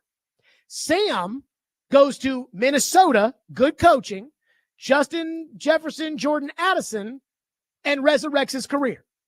One guy threw for 4,500 yards. The other guy threw for 4,300 yards. They both lost in the wild card round. What am I missing? Again, Sam won 14 games in the NFC North. That's 2 with Green Bay and 2 with Detroit. Baker played in the AFC South. What code did Baker crack? Somebody help me out here. What code? Again, he cracked the code. Yeah, I think Jalen Hurts has cracked the code too. It's funny because when the Eagles didn't have Kellen Moore as their offensive coordinator and didn't have Vic Fangio as their defensive coordinator, Jalen Hurts and A.J. Brown had a knee injury and was out. Jalen Hurts was getting his ass kicked in a playoff game. But I guess that doesn't count because somebody, I don't understand. I don't get it. Somebody help me out here. Somebody said Sam Darnold is a nerd. Baker Mayfield is cool. That's the main difference. What? One text says it freaks me out that I agreed with you 100%. Unbelievable. Yeah, got it. It's just, oh yeah, no, it's so different. Baker had a 106 rating and Darnold had a 102 rating. It's just, he's just so much better. Again, to me, they're basically the same. And if you're willing to sign up for Cam Ward to have Baker Mayfield's season, which was very similar to Darnold's, if you're going to be willing to sign up for that and say, if this is Cam Ward's best season, I'll sign up for that, then why didn't you just sign that guy? Because you could have. That's my point. Now, if you look at Cam Ward as a prospect and you think that, no, we're going to turn him into a superstar and he's going to be up there with Jaden Daniels, then fine, take Jaden Daniels. But give me a break. 615-737-1025. Jason Fitz joins us next here on the program. Stillman and Company, 102.5, 106.3 The Game.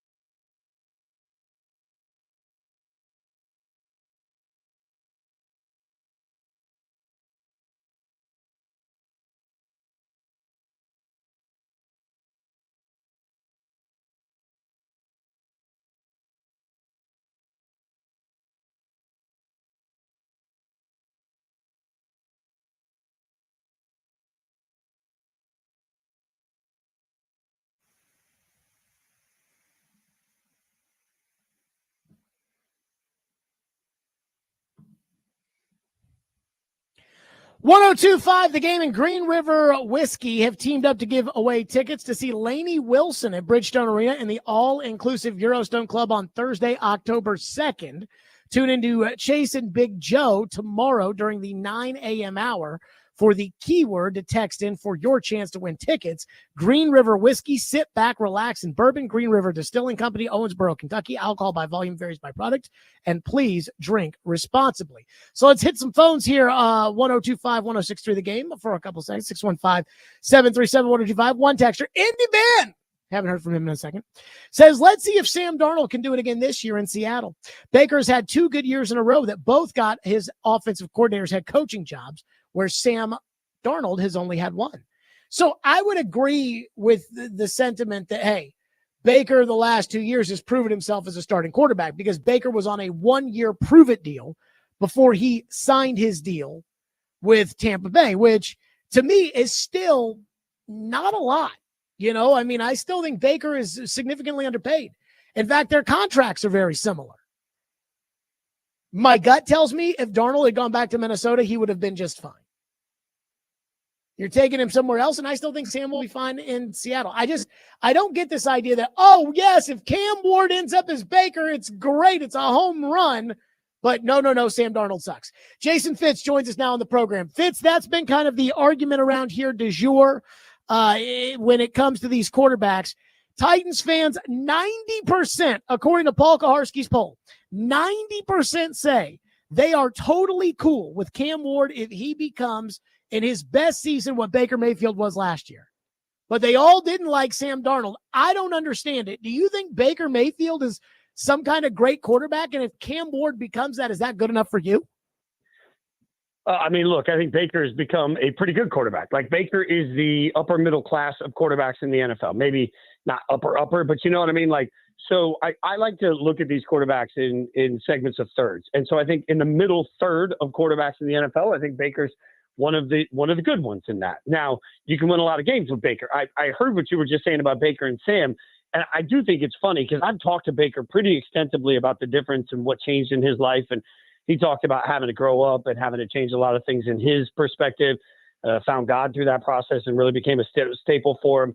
But also he talked a lot about, like systems, and how if he finally got somewhere where he flat out said, getting somewhere where he no longer had the pressure of being the number 1 overall pick and a franchise saver is part of what saved him. So I think it's funny when people say, well, Cam just needs to be Baker. But Baker flat out admitted he would never have been Baker with the pressure of being the number 1 overall pick. To your point, I think if Sam Darnold had stayed in Minnesota, he would be, over the course of the next several years, he'd be better than Baker. So I don't understand why people are sitting here saying, well, Sam Darnold sucks. Look, I understand Sam Darnold had some really bad years, but we have to acknowledge at some point that systems matter. The situation you're around matters. Like, some quarterbacks need to find the right place with the right people, with the right quarterback coach, with the right offensive mind. All of these things have to click at once. And that's what clicked for Sam Darnold. So I don't think it's fair to sit here and penalize Sam for only having 1 year, when in fact, what happened for Sam is he got to the right place. Now, can Seattle replicate that? I don't know, man. I think that's it's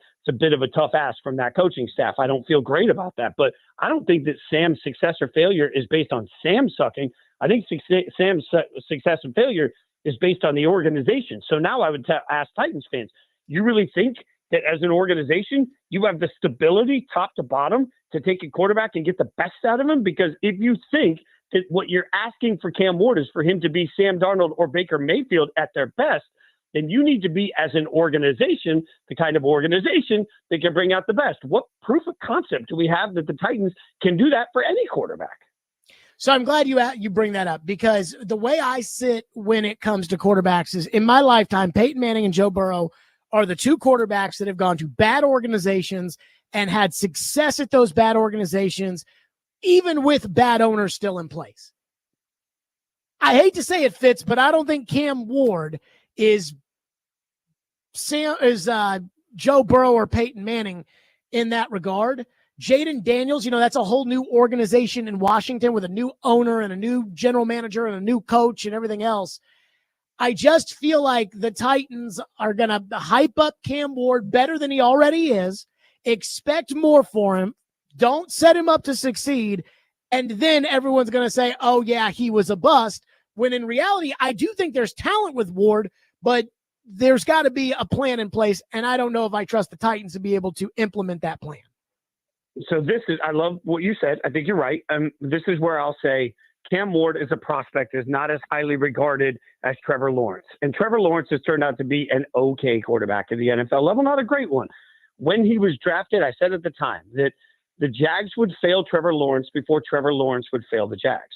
And that's exactly what's happened. I mean, let's just be honest. Like, from the outside looking in, if you take all Titan love off and if you were to put, let's say for Titans fans, if you were to put, a Colts jersey on it, like, look at what's real for Cam Ward. Most likely, there's two ways this goes. One, he's absolutely lights out and he's Jaden Daniels or CJ Stroud. And that's what you're hoping happens, and everybody's super happy. Two, the other side of it is Cam Ward struggles a little bit. Callahan gets fired, and then when Callahan gets fired, they start bringing in a new coach. The new coach brings in a new system. We don't know if that new coach and new system is going to be any good. Takes a couple years to figure out. Cam has to deal with 3 or 4 different offensive play callers in the next 3 or 4 years, and all of a sudden we're sitting there saying, man, it just hasn't developed the way any of us wanted it to develop. Like, that's way more likely based on where the Titans are right now as an organization.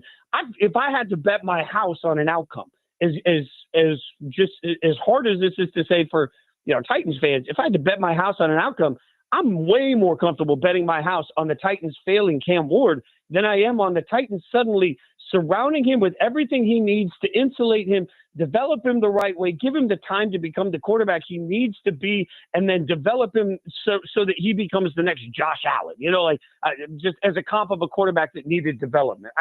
I don't trust the Titans to do that. I don't trust the organization to shut off all the noise for 2 or 3 years and to sit here and say, this is our guy, no matter what you say. And we're going to be consistent around him, and we're going to build around him, and we're going to work on his negativity and like his, I shouldn't say negativity, we'll work on his detriments to build them up. Like, I don't trust the Titans to do that. So yeah, I don't think there's a great chance right now for Cam Ward to be the best of Cam Ward. And I'm not sure that anything less than the best of Cam Ward is all that great. I do wonder this. Jason Fitz is our guest on the program. I do wonder this. Why are the Titans so sold on Cam Ward? Mike Borgonzi, the general manager, comes from Kansas City, where Andy Reid and John Dorsey did not force a quarterback in the 2013 draft. They went the route of Alex Smith. Chad Brinker comes from Green Bay, where, again, Green Bay does not force quarterbacks. They draft them and sit them on the bench forever. Bad organizations just draft a guy before he's ready or when he's not good enough to be the number 1 pick, but he's the best quarterback in a bad class. So screw it, let's take him. And it seems like that's what the Titans are doing. How, if they come from these good organizations and all they do is talk about how much they love these good organizations, Fitz, why are they doing the opposite of what those organizations did to be successful? It's a great question that I don't have an answer for. My best guess, because I think you're right with everything. The way you set that up is really smart. I think this is in part, okay, Abdul Carter has the foot thing that some people are worried about. I'm personally not worried about it at all, but some people are, No, well, and look, I mean, a foot issue for a pass rusher is a reason that a lot of people get worried. So, Abdul Carter might be, well, there's this with him. And then you look over and you think, well, I mean, Travis Hunter, what position is he going to play? And if he plays wide receiver, who's throwing him the football? Like, do we even have the structure to put somebody in place to utilize the best of him? And like, is that a luxury right now? Okay. So I can find a reason to devalue the 2 other guys everybody's talking about as the first overall pick possibility. And then you look at it and say, well, my God, we got the first overall pick and we can take a flyer on the only quarterback in this draft that's even remotely worth it. It gives us the best chance. I think honestly, smart people talk themselves into quarterbacks simply because of the pressure of the situation. And, that I honestly believe that's what the Titans have allowed to have happen here. I think they've talked themselves in to Cam Ward and they believe that, hey, we'll figure it out. And I don't like that. Like, I say all the time, every once in a while, you can pay your mortgage by scratching off a lottery ticket. And hey, if you do that, good on you. But if that's what you bank on every single month, that's not a way to live. And it feels like the Titans right now are like, well, we don't have any money in the bank, so let's just scratch off a lottery ticket and see if we can pay our mortgage that way. And maybe, my God, I hope Cam Ward is so stinking awesome that happens. Like, I would love that for the kid, and I'd love that for the city. I want to be clear about that. The math ain't mathing. Like, Cam isn't that prospect that can overcome a terrible organization. Cam, I think if he went somewhere, like if Cam went somewhere where we trusted the development of him, I think he could be a really good player in this league. I do. If he went to the Rams and was going to sit for a couple of years under Stafford and McVay was going to teach him some of the nuance I think he needs to learn at the position, man, I'd look at it and say, boy, that's a good, like last year when we were getting ready for the draft, we kept saying, whoever goes to Minnesota is going to be in a really good situation because of the weapons of the coaching staff. Like, I would love to be saying that about Cam Ward. I asked Titans fans, what in the hell has the organization done to prove that they deserve that sort of a conversation? I don't think they've done anything from ownership all the way down to get that benefit of the doubt. And if they don't get it, now I think what you're doing is you're taking a kid that shouldn't be the first overall pick. You're overdrafting him, which is going to change the entire way his career is perceived. It's going to change the pressure on him from him day one, and you're not going to give him the pieces he needs to develop into the quarterback he wants to be. Fitz, how do you feel about Jalen Hurts? I ask this because if you switch Jalen Hurts and Dak Prescott, if you put Dak Prescott on the Eagles, does that change the Eagles much? And if you put Jalen Hurts on the Cowboys, does that change the Cowboys much? Or is Jalen just a passenger on the Philadelphia bus? I think Jalen is a really good passenger on a bus that's being driven well. And I've said to you before, I don't think if Bears fans always say, oh, we should have drafted Mahomes. Okay, well, you would have wrecked the kid. It's sometimes guys got to go to the right coaches, the brilliant minds, the right offenses, the right systems. I think Jalen Hurts went somewhere where as an organization, they looked around and said, okay, if we put the right things in place all around him, there can be greatness here. And by the way, that's why I keep telling you, these quarterbacks that are good, I think there's going to be a run of quarterbacks in the second round. I do. And I'm going to feel much better about most of those quarterbacks in the second round than I ever would on the first night of our Yahoo live stream we're going to do with the draft. That night, I don't feel great about any of these quarterbacks. In round two, I feel really good about them because it just gives you more chance to develop. I think Jalen Hurts went to a situation that immediately looked at it like a contestant on Chopped. They open up a basket of ingredients and say, how do we cook with these ingredients? And for Philadelphia, he's a really good quarterback for what they've built around him. I just don't trust most organizations, including the Cowboys, to do that. I think Dak's a very good quarterback. I do believe you can win a lot of games with Dak. If he was in Philadelphia, they'd still win a lot of football games. But for what they immediately realized, they have figured out, because their front office is better than the Titans and most, they have figured out how to pay guys early, how to get weapons everywhere, how to defer the money on contracts. They have one of the best offensive lines in all of football. They have great weapons on the outside. They now have the owner pays. Best running backs in the league. What? The owner pays. That's what it is. Yeah. The owner pays coordinators. So he pays for Vic Fangio and he pays for Kellen Moore. The owner pays. He pays Saquon Barkley. How can the Giants not afford Saquon Barkley when they have nobody good on their team and the Eagles can afford it? The owner, he pays. To me, that's what it goes back to. Fitz, last one for you quickly. You were at the Final Four this week. I do feel like everybody watched the Final Four. It was a very enjoyable Final Four. I don't feel like there was a lot of buzz in terms of people wanting to talk about the Final Four, but I also feel like people were kind of nervous to talk about Todd Golden because we don't know what all went down as far as the Title IX investigation was concerned, other than he was found innocent, according to the university, who might have some skin in the game trying to win a national title. I say this, was there amongst the media people in San Antonio a sense of, is this the next Bobby Knight or is this the next Bobby Petrino? Yeah, it's funny because I feel like even amongst the media people, honestly, it wasn't even a mindset. It wasn't even a conversation. And it's interesting to me because I was in all the breakout sessions. I was in every room. And I never once heard, not only it brought up, I didn't even hear people mumbling, in the workrooms about it. People weren't sitting there saying, how do we ask, or what do we write, or how do we do this? It honestly seemed like everybody was like, well, not going to touch that. And so everybody just moved about the cabin. I don't think from the media standpoint I was there from Thursday until Tuesday. And I can tell you, I didn't hear a single media person bring it up. And I didn't hear it even in casual conversations, in the lobby of the hotel during the course of the night. I feel like it was intentionally just like, hey, there's nothing we're going to say about this. This is going to move it forward. So we're just not going to talk about it at all. I honestly feel like it was just swept under the rug. The glove did not fit. Jason Fitz, as always, Yahoo Sports, Fox Sports Radio. Fitz, great stuff. We'll talk soon. Appreciate you, brother. Yep, Jason Fitz on our program. Okay, I have a take that most people are going to hate. I know it's an unpopular opinion, but I have to get it off my chest. We'll do it next. Stillman and Company, 102.5 The Game.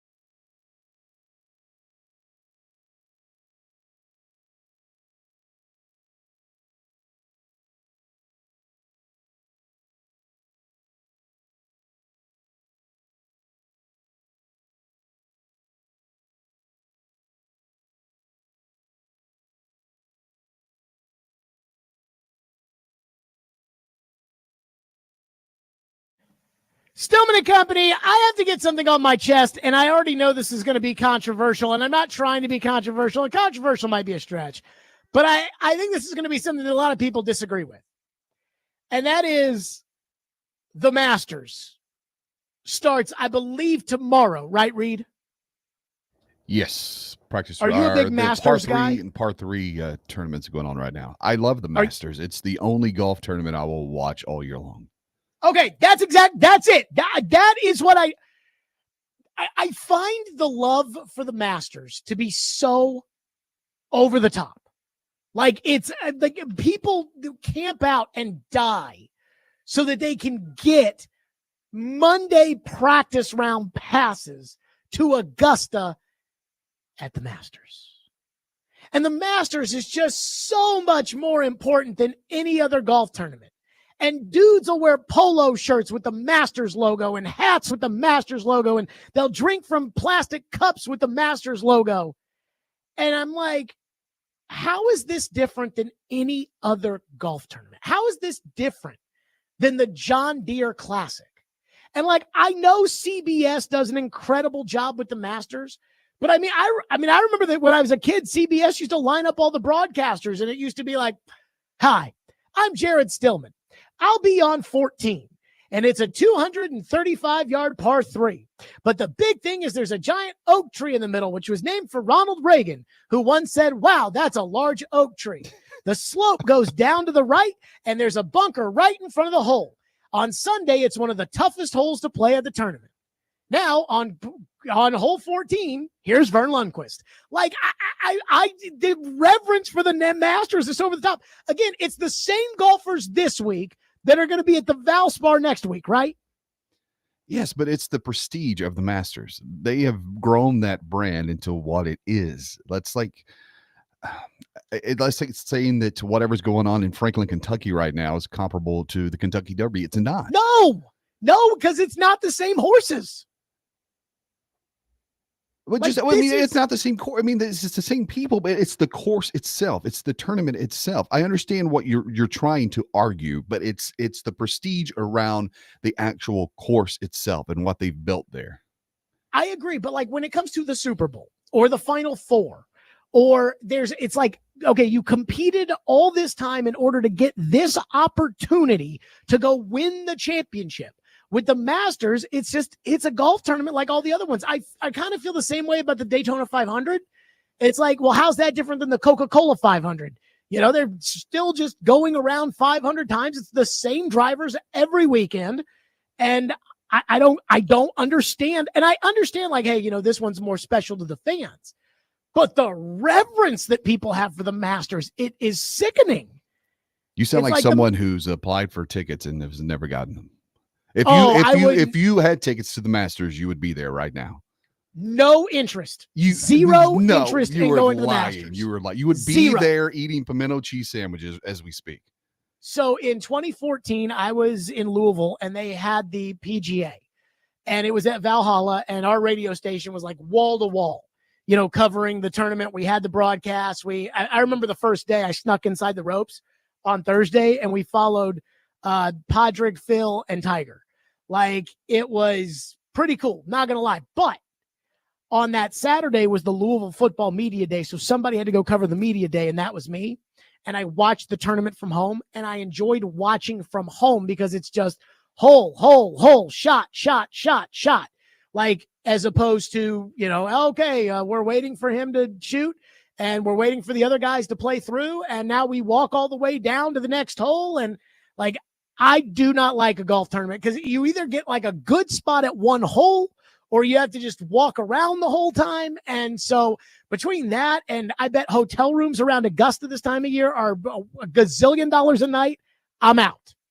I am out. I would have if you offered me tickets to the Masters, if it wasn't in some like VIP and you had the way to get in and get out, I wouldn't go. You don't want to be there with the unwashed people is what I'm hearing now.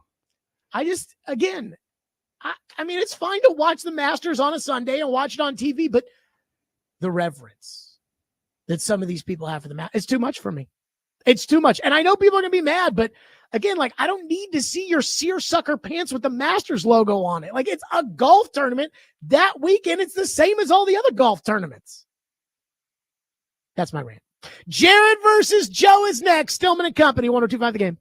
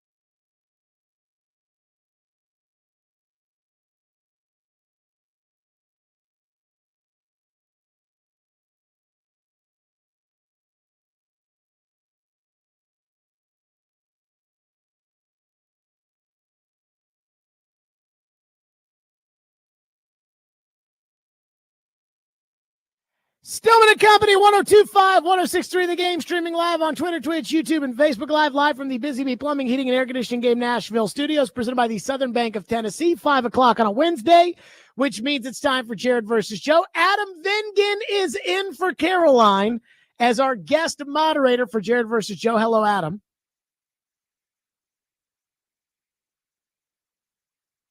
Oh, we got Adam Reed. Yeah, I think he's muted himself. Don't unmute yourself, Adam. I'm here. Hello. Sorry. Okay, good. There you go.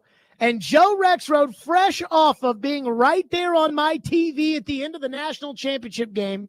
I forget which Florida player went right over to press row and stretched his arms out like he was the Lord and Savior. But Joe was right there front and center for it. Joe, how are you? Yeah, I think that was Thomas Haug. Yeah, and then yes, my sister-in-law sent that to me, and of course, as you watched that, then I just started like looking at my phone like a bored teenager. Well, it looked like you were going to take out your phone, like, got to take a picture. That's what it. Yeah, I was way like. too late for that. Yeah. All right. With that, it's time for Jared versus Joe.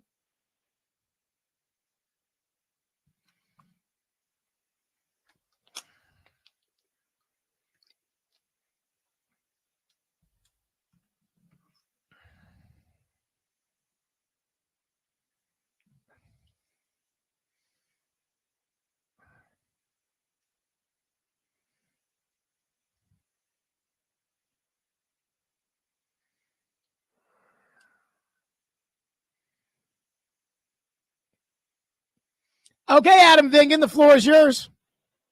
All right, let's start with a question that Derek and I discussed today on our show.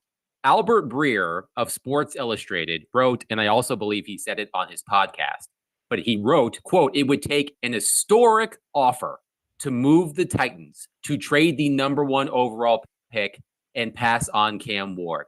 Let's start with Joe Rexrode today. Joe, what would constitute an historic offer in your mind for the Titans to move off the pick and pass on Cam Ward? Well, and first of all, you asked me what would constitute historic. I could be wrong. I mean, I don't remember all the compensation for. I mean, I remember the haul the Titans got 9 years ago, about a week from now, to move way down from the Rams. But to me, a reasonable offer, something that, look, I mean, if I'm the Titans, I'm listening because I'm not drafting Cam Ward, but I'm not them, and obviously they're not doing what I say. But I think, again, you got to talk about. We're not talking about a particular team, right? We're talking about any team. No specific team was mentioned. Albert Breer only wrote that it would be an historic offer that the Titans would accept to move off the #1 pick. Yeah, so I mean, if we're talking about going to 3 as opposed to going to 21, there's a huge difference. But to me, I think you do need to get a first next year to go with swapping first. You need to get back into the third this year. If there's a possibility to get a proven player in there, good. But for the most part, draft capital. I think the big thing is like a first next year, along with a bundle of them this year would have to be involved. Again, depending on how far we're talking. Because if you go to 3, I mean, I've scoffed at the idea that they would get the Giants first next year, but I mean, I think that's, and they're not going to get it, and they're going to take Cam Ward. But I think that would have to be part of it if we're going to talk about them at 3. So people say historic, and I'm like, outside of the Herschel Walker trade, which was way more complicated at the time than people recognize now, and the Ricky Williams trade, which was just, I mean, stupid. Other than that, like, I don't really know what constitutes as historic. So I guess I would say, because I think we're all, again, you're saying any team, but really we're talking about the Giants here at number 3. I guess I would say it would have to beat the package the Chargers at 3 used to move up to number 2 in 98, which was to move up 1 spot. The Chargers gave up 33 and their first rounder next year and 2 players. So I guess that would be, well, it would start with 3, 34, next year's 1 from the Giants, and then I would say next year's 2. Like if you're getting 1-2 this year and 1-2 next year, I think that beats the offer that Arizona got to move back in 98. And I would say that that's, again, pretty historic to move up 2 spots to number 1. So that's what I'm going to say is historic because, again, I hear that word thrown around, and I don't think it's an accident that that's what the Titans are telling people because in Hard Knocks, that's what Elliott Wolf said it would take for the Giants to move from 6 to 3 last year was something historic, and now that's getting thrown around a lot. But I'll go with 334 next year's first and next year's second. And I would say that that would be more than what the Chargers paid Arizona for Ryan Leaf in 98. Now, Joe, you had Charles Robinson on your show a couple of weeks ago, and correct me if I'm wrong here. Didn't he say something to the effect of it was going to take 3 first-round picks for the Giants to move up to number 1? I'm not disputing you. He said 3 first-round picks or its equivalents. And I would argue that the 2 seconds would equal a first 2 years down the road from now. Yeah, I mean, I'm fine with, I think definitely 34 this year. And if you get the first and second next year, I think that would be good. I'm thumbs up on that one. I mean, I would just say this. What would you guys rather have? Would you rather have 34 this year or the Giants 2027 first? 2027 first, I think they're going to stink. Again. 2027 or 2026? 2027. 2027. Yeah, I think I'm probably going to go with the second this year. It's just so, especially, in this league, it working for this organization, you getting picks from 2 years from now, I'm going to take what I can get right now. I would take the second as well. And that's why I'm like, I think that if you get the second this year and the second next year, that's probably better than getting, 3 first-round picks, getting 1, 1, and 1. I think this would, in theory, be better. Adam, what's next? All right. Paul Kaharski posted this question on social media yesterday, a big talking point on our station. If the Titans draft Cam Ward and his best statistical season is 4,500 passing yards, a 71.4 completion percentage, 41 touchdowns, and 16 picks, is that a success? 90.8% of 5,000 respondents said yes. That was Baker Mayfield last season. Jared, if Cam Ward peaks as 2024 Baker Mayfield, should we deem that a success? No. Baker Mayfield lost the wild card round of the playoffs. No. Again, like 4,500 yards, it's good, but that's not unbelievable in this era of football. Mahomes, for instance, when we went to 17 games, Mahomes threw for 5,200 yards in a season. And so when it comes, the way I look at it is this, and I know that we can parse the individual. Baker Mayfield's season finished 11th in MVP voting this year, which is not bad, but it's not elite. And if I'm drafting a quarterback first overall, I'm using that premium pick because I can't get what it is at quarterback in free agency. You can't get Jaden Daniels in free agency. You can't get Joe Burrow in free agency. You can't get Mahomes in free agency. So that's what I want if I'm going to use the first pick. I can get Baker Mayfield in free agency because I could have had Baker Mayfield last year. Sam Darnold threw for 4,500 yards instead of 47 and 35 touchdowns and 12 picks. And Titan fans were like, oh, no, he sucks. So if that's not good enough, what is the extra 200 yards to you? I don't get it. No, it's not good enough. Again, in the NFL, there are kind of the elite of the Darnold elites. is.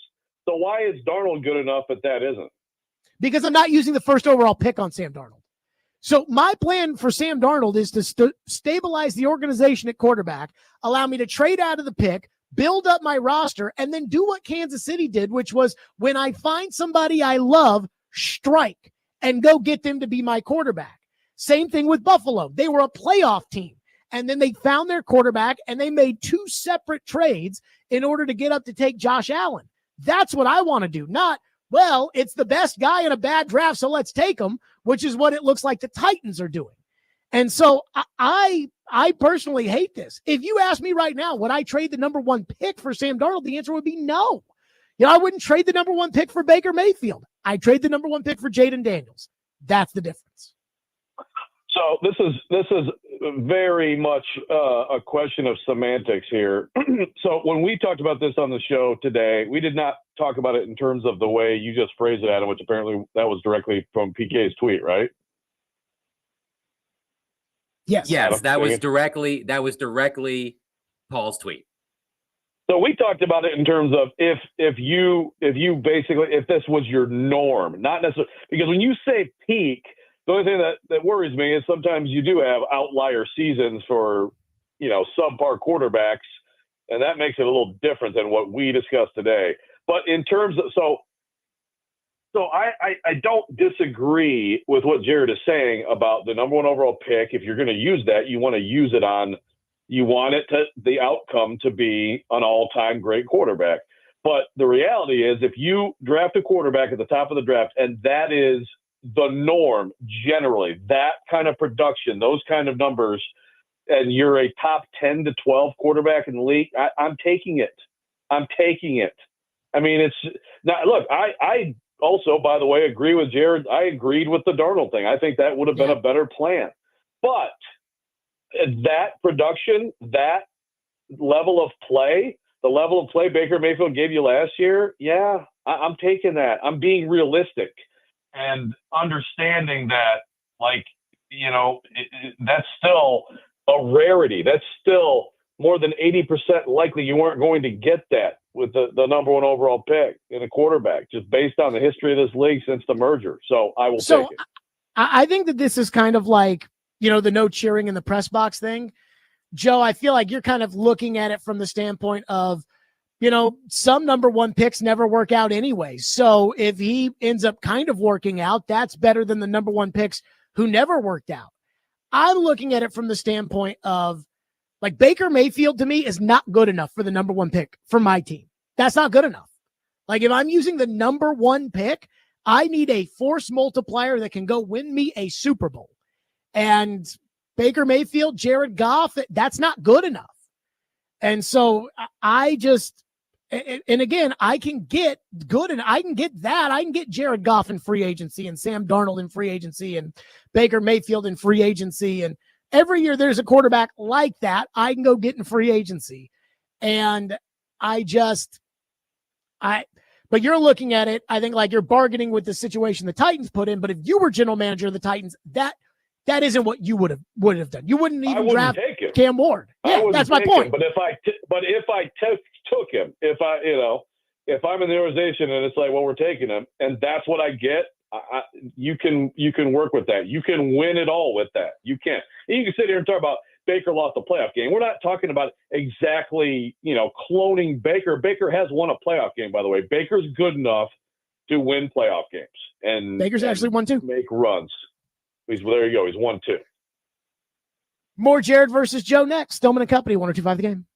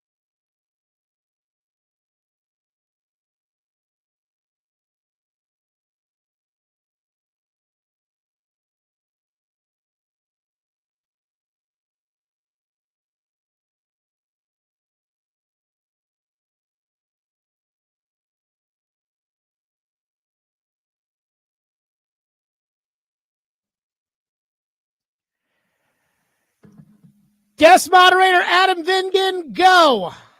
All right, Joe, you're up first for this one. It plays off of the question I asked just before the break. Whose career among active quarterbacks would you accept as the bare minimum for Cam Ward if the Titans draft him number 1 overall? Okay, active quarterbacks, bare minimum. Well, when you think about that question, I guess, my impulse is to let's just to make the list only someone who has won a Super Bowl. But that obviously we have some great quarterbacks who you would gladly take who have not, and including really almost all of the best quarterbacks in the NFL right now, short of Patrick Mahomes, right? I mean, basically, Allen, Burrow, Jackson, obviously all haven't won it. So and of course those guys would all be, you'd be thrilled to have any of them. So I'm picking one player, right? Yes, you're picking one player as the bare minimum. The thing is, Jared and I disagree wildly about Jalen Hurts. That would be, they're not anywhere like at all as players, but that guy's won a Super Bowl. He's played extremely well in 2 Super Bowls. Really, that's probably too high. He's not the bare minimum. Sorry, this question threw me off to pick one player here. I'll go Hurts. Hurts has won a Super Bowl. I'll go Hurts. He's not ever going to be one of those guys, one of those top guys with incredibly prolific numbers. And yes, he has great things around him. He's a good game manager is what you think, Cam Ward. So you're okay with a good game manager for the number 1 I'm pick. okay with winning championships, and a quarterback who, again, in 2 Super Bowls has thrown for 600 yards, 8 touchdowns, 1 pick, and run for 140 yards. Yeah, that's so can I say manager. Joe Flacco? Because Joe Flacco won a Super Bowl, and he's technically an active quarterback. Dumb crap you want. Say whatever again, you want. You do it every Joe day. Flacco and Brad Johnson won Super Bowls too, with great teams around them. Again, I'm taking this guy number 1. I'm taking him number 1. If I'm taking a guy number 1 overall, Jalen Hurts is comparable to Brad Johnson and Flacco and Dilfer. That's what you're saying. That's your argument. Well, I think that Brad Johnson and Flacco are better than Dilfer. So I set that aside. I think Jalen Hurts is Brad Johnson. That's what I think. That those teams are very similar. That Tampa Bay team was freaking stacked. And Brad Johnson quarterbacked him to the Super Bowl. Sean King couldn't do it, but Brad Johnson was good enough. They were also freaking stacked when Brady won it with them, but of course, you had Tom Brady. Terrific Tom. But yeah, keep going. But again, the year before they had Jameis Winston as the quarterback, and they didn't even have a winning record. Brady clearly made a difference. Sure, he threw 30 picks. Yes, he's not good. Here's where Cam Ward would have to be in order for me to accept him as worthy of the number 1 pick. He'd have to be, I think, maybe at the same level as Justin Herbert and CJ Stroud are right now, and maybe ahead of where I view Dak Prescott and Trevor Lawrence. I view Dak Prescott and Trevor Lawrence as good enough starting quarterbacks. There are absolutely not are they 32 better than guys. Jalen Hurts? I think if you put Dak on the Eagles and Jalen on the Cowboys, it would not change either team. Okay. For whatever that's worth. The disrespect for Jalen Hurts is incredible. I see the quarterback hierarchy, and I look at, again, Mahomes, Allen, Jackson, Burrow, and I'm going to put Daniels in that group right now, and I'm going to say, okay, that right there is the elite. And it's pretty hard to ask somebody to be Mahomes. So I'm not going to ask him to be Mahomes. Then there's Stroud and Herbert, both of whom, they're probably there, but they're not totally there. And then there's, again, the Trevor Lawrence, Hurts, Dak, Baker, that group. He's got to be better than that group for me. So he's got to be, I'm going to say Stroud is what he's got to be in order to justify the number 1 overall pick. Joe, any response? Yeah. No, Jalen Hurts out. I'm happy with that answer. You're gonna have to build a great team around Cam Ward. You don't really see too many teams that win it all that aren't great teams that don't have multiple outstanding elite elements about them, even with the greatest of quarterbacks. So I'm happy with you. This is the minimum, right? This is the minimum you're saying. Yes, I'll absolutely stick with that. It's got to be Stroud or Herbert for me. Adam, what's next? All right, let's sneak in one basketball question since college basketball season is over. What do you think about cheering in the press box at the Final Four? Joe, you go first. That's not the question. I know. That's not the question, no. So the NCAA said that the national championship game between Florida and Houston delivered 18.1 million viewers on CBS, capping off the most watched Final Four weekend since 2017. With those numbers in mind, does that prove that all of the talk about the chalkiness of the tournament and the lack of Cinderellas was all overblown? Who goes first? Who's first? Jared, why don't you go first? I mean, I never complained about the lack of Cinderellas anyways. Like, I didn't have a problem with that. I thought the tournament had some awesome games. I mean, Arkansas, Texas Tech, awesome game. Texas Tech, Florida, awesome game. Florida, Auburn, awesome game. Duke versus Houston, awesome game. The championship game, awesome game. I mean, I think the bigger thing here is, and Joe wrote about it, Fitz was on the show earlier. He said nobody at the Final Four was talking about this, but I find that hard to believe because Joe actually wrote a really good article about it. The hardest part for me was watching Florida's coach and being like, is this guy like a stalker? Is this guy like really scuzzy? Like, is he a sleazebag, or is he just wrongly accused and, a great young coach? And I feel like the people covering the game kind of had that sentiment covering it, like the announcers, because there wasn't all this talk about Todd Golden is such a great coach at such a young age. It's like they ignored that on purpose. And I felt that as a viewer. But other than that, I mean, I thought it was a good tournament. I thought it was a good tournament from the first weekend, second weekend, third weekend. I thought it was great. Most of America doesn't pay attention at all. And then we have the tournament. And then by the third day of the tournament, everybody is a basketball expert and so on and so forth. And that's exactly what we got. We got great games, a great championship game. I thought it was great tournament. So the perfect tournament, and to me, is when you have a Cinderella or maybe two, but one that gets to the second weekend. And you have a little bit more upsets than we had this year. And then by the time you get to the Elite Eight, you get the best teams. So this was a great tournament, but obviously we missed the Cinderella element. And I think what people are freaking out about is that, look, with the way that mid-major programs have basically just become, farm teams for the high majors. Someone has an excellent player. Belmont, my goodness, Belmont's all over this tournament with guys who could have been at Belmont, but they got paid to go to other places. And the concern is that the Cinderella is dying, that we're not going to have these nearly as much. And look, I don't know that that's the case, but certainly you can see how it would be the case. And this year it did play out that way. So I think it's like the long-term concern about losing that charm, because I do think it's a huge part of this tournament. These upsets to me, you have to have some of that. But at the end of a tournament, I also think that people, for the most part, just want to see the best teams play each other. And we obviously got that this year. So overblown, yes, I think it was overblown by some.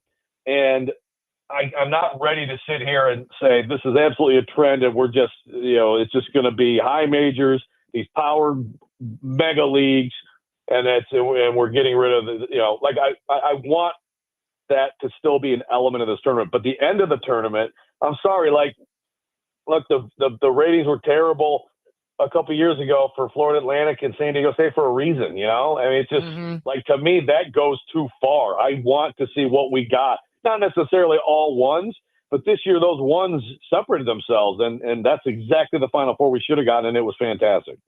I thought the Final Four we had a couple years ago where we had Duke and Carolina, Coach K's last year, Jay Wright, Villanova, Kansas. I think it's great. I think it's great. That's what I want. I want Sister Jean to get to the Sweet 16 maybe, and then we love you, Sister Jean, but move on. I like the good teams. Adam, who wins this week? I think Sister Jean is still kicking after all these years. So Good for her, on by the her. way, making it through the pandemic and everything else. Excellent genetics. So a quality conversation between Jared and Joe. I appreciate Jared's lofty standards when it comes to the number one overall pick, but I'm wondering if they are a tad unrealistic. I agree with Joe more so about Jalen So I'm not Hurts allowed to being think that bear- the number one overall pick should be as good as the former number 2 overall pick in a draft. I am not saying you're not allowed to think that. I appreciate your lofty standards. I'm just wondering if they are a tad unrealistic. I am closer to Joe. I would accept Jalen Hurts as the bare minimum. I'll say Joe wins this week.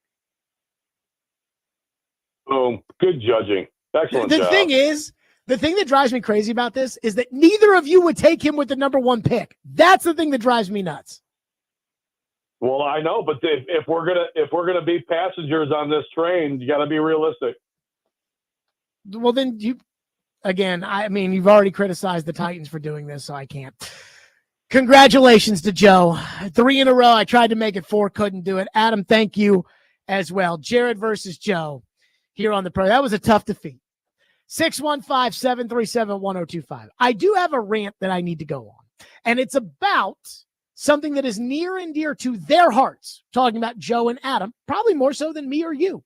We'll get to that next. Stillman and Company, 1025, 1063 The Game.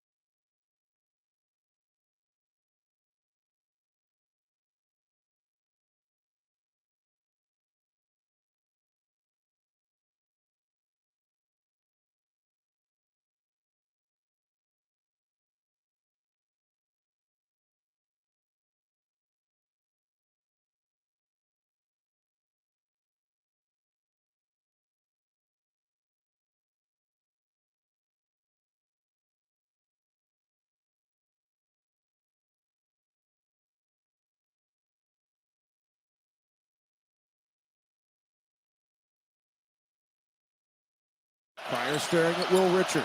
Hands it off now to Uzan. Uzan on the right-hand wing. Stops with 7 seconds. Gives it to Pryor. 6 seconds to go. 5 seconds to Sharp. Top of the key. Lost the dribble. He's got to pick it up. It's scooped up by Condon. Condon secures it. And Florida found a way.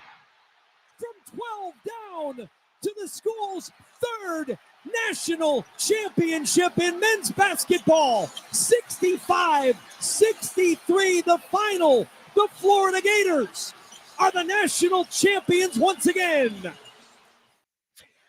that was the national title game. We all know what happened. It was a good national title game. I do feel like most of us have probably moved on. Again, we watched it and then we moved on. But there's now this story that is going around as far as the capital J journalists are concerned, the Joe Rexrose, the Adam Vingans, the et cetera of the world. And I'm going to read to you the headline. Viral reporter Talia Baia, Talia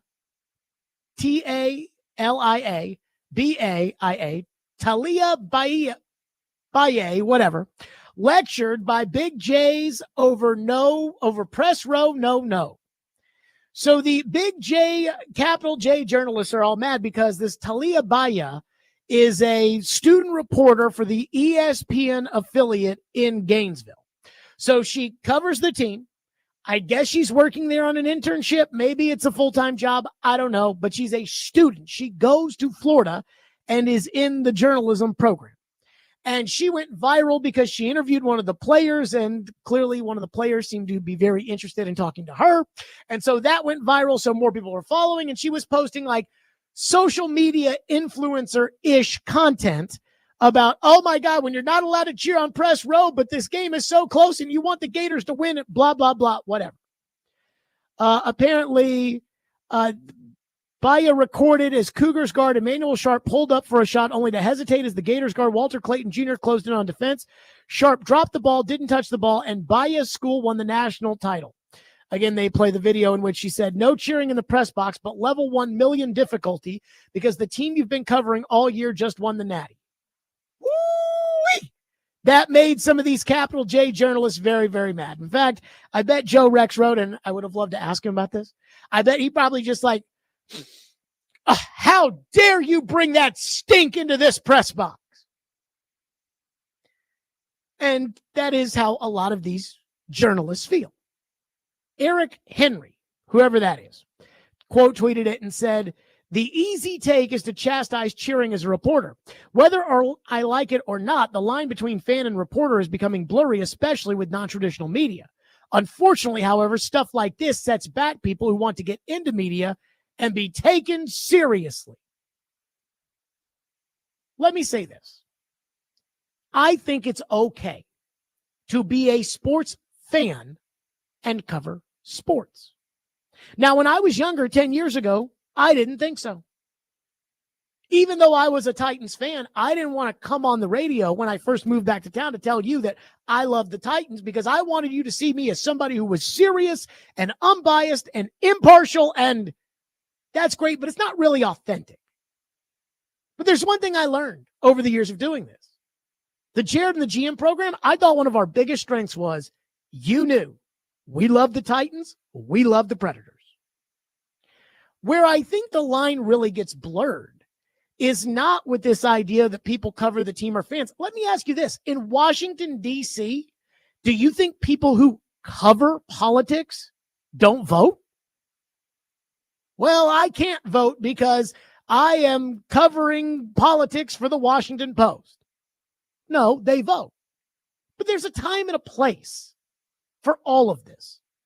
You won't see me at a Titans press conference say, Coach, we need a big win this week. Because I don't believe in that. I don't do that. You see me hold coaches accountable and players accountable and things like that. When I'm on the radio, again, I'm trying to be as authentic as possible. You feel the same pain I feel when I watch Will Levis flip the ball to the other team. It actually makes this job the most enjoyable because, again, I'm as angry as you, and I get to express it, and I enjoy that. And I think it makes for good content. Now, again, I'm sure Koharski will hear this and will say, see, that's why he's not on me. But there's a difference. I think the question is, if you work in the media and you are a fan, can you, A, be honest with your audience? And B, can you take your head out of your fandom's ass and be able to call a spade a spade? And if you can do that, fine, who cares? Now, look, I won't wear team gear to the games. You won't see me in a Titans shirt at the Titans games. You won't see me, used to back in the day, but you will not see me in a Predator shirt at the Preds games. You'll see my son in his little Preds onesie. You'll see all that. That's fine. But I do that because I'm not on the team. And I don't want, there to be a feeling of the people with the team or on the team that I'm trying to pretend like I'm on the team, because I'm not. But you can be a fan and cover the team. Just like, again, you can be a political reporter and you can vote. It's fine. Here's the real problem I have when it comes to the way the media is trending. I don't have a problem with the student reporter at Florida tweeting out, oh my God, I'm so excited, I want my team to win, and not cheering in the press box. Again, if she's getting up every time they made a shot and going, yeah, that would be a little over the top, because that's just awkward and inappropriate. The problem I have is that now every single team employs somebody who works for the team and masquerades as a media member. That I don't like. If you can't say what you honestly believe, and you can't publish what the team doesn't want people to know, then you don't count as a real media person, in my opinion. You're just a team employee. You're a PR guy. That's basically what you are. And I know this is going to offend people because there are some people that have been great journalists that are put into these roles.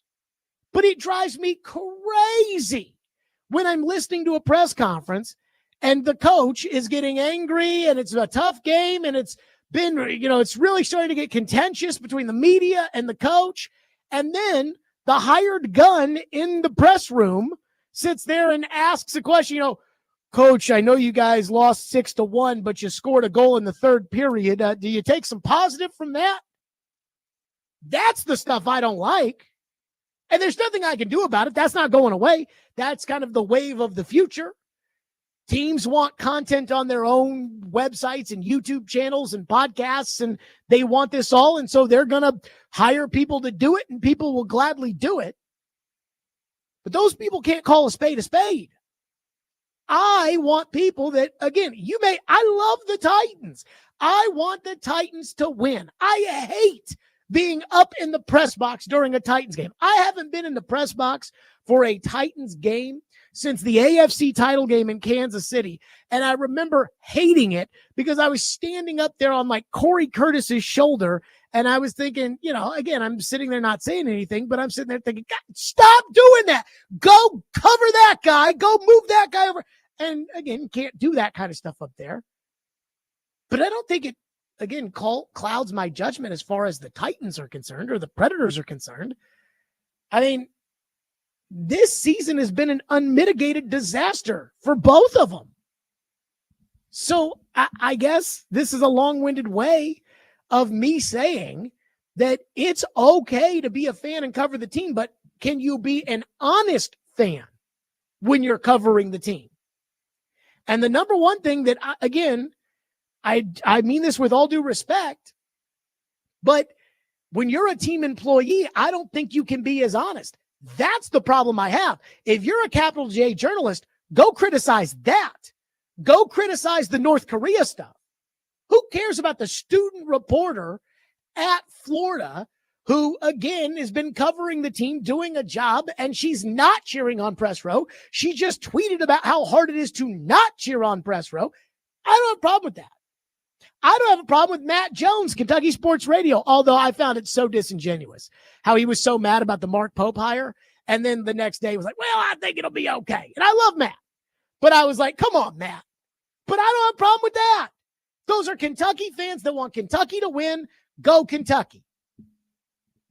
But what I do have a problem with is Wildcats.com, the lead beat writer for the team newspaper, the team website, sitting there in a press conference when it's getting contentious with Calipari and the locals, to sit there and say, coach, may I ask you a question, coach? That's what I don't like. 615-737-1025. I've been on some soapboxes today. Stillman and Company, 1025, 1063 The Game.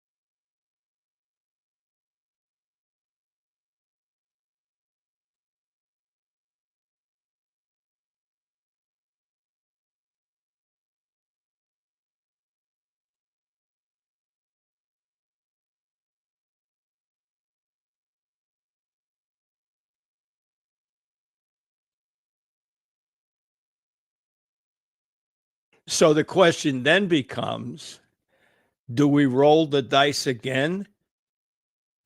Or at that same position? At that same position. Or do we go with a proven commodity who can help us at another position? And when you're at in the top 10 in the draft, you'd like to get a guy who's a game changer. Now, all drafts, as you know, are not created equal. You can have a draft where there are 12, 13, 14 guys who have the potential to be game changers, and you can have drafts where there are 5. This draft, in my view, is somewhere in between. You're talking about 8, maybe 9 players who could make a real difference. By that, I mean win games on their own ability. Do you take one of those guys? The answer to that is unequivocally yes. When you're up that high, if there's a guy that's a game changer at a position that you need, you should take him. There you go. That was Bill Polian on SiriusXM NFL Radio. So Dane Brugler at The Athletic, his big draft guide, The Beast, is out. We will dive in a lot on that tomorrow. He has Cam Ward ranked as the 13th best prospect in this draft. 13th overall in a bad draft class. Am I the only person in the world that sees a problem with committing to that for the next 3 years? I guess I must be. That's it for us. We're out of here today. Great show. We'll see everybody tomorrow at 2. Preds Insiders is next. Stillman and Company. Great job, day 3. David Reed, 102.5, 106.3 The Game.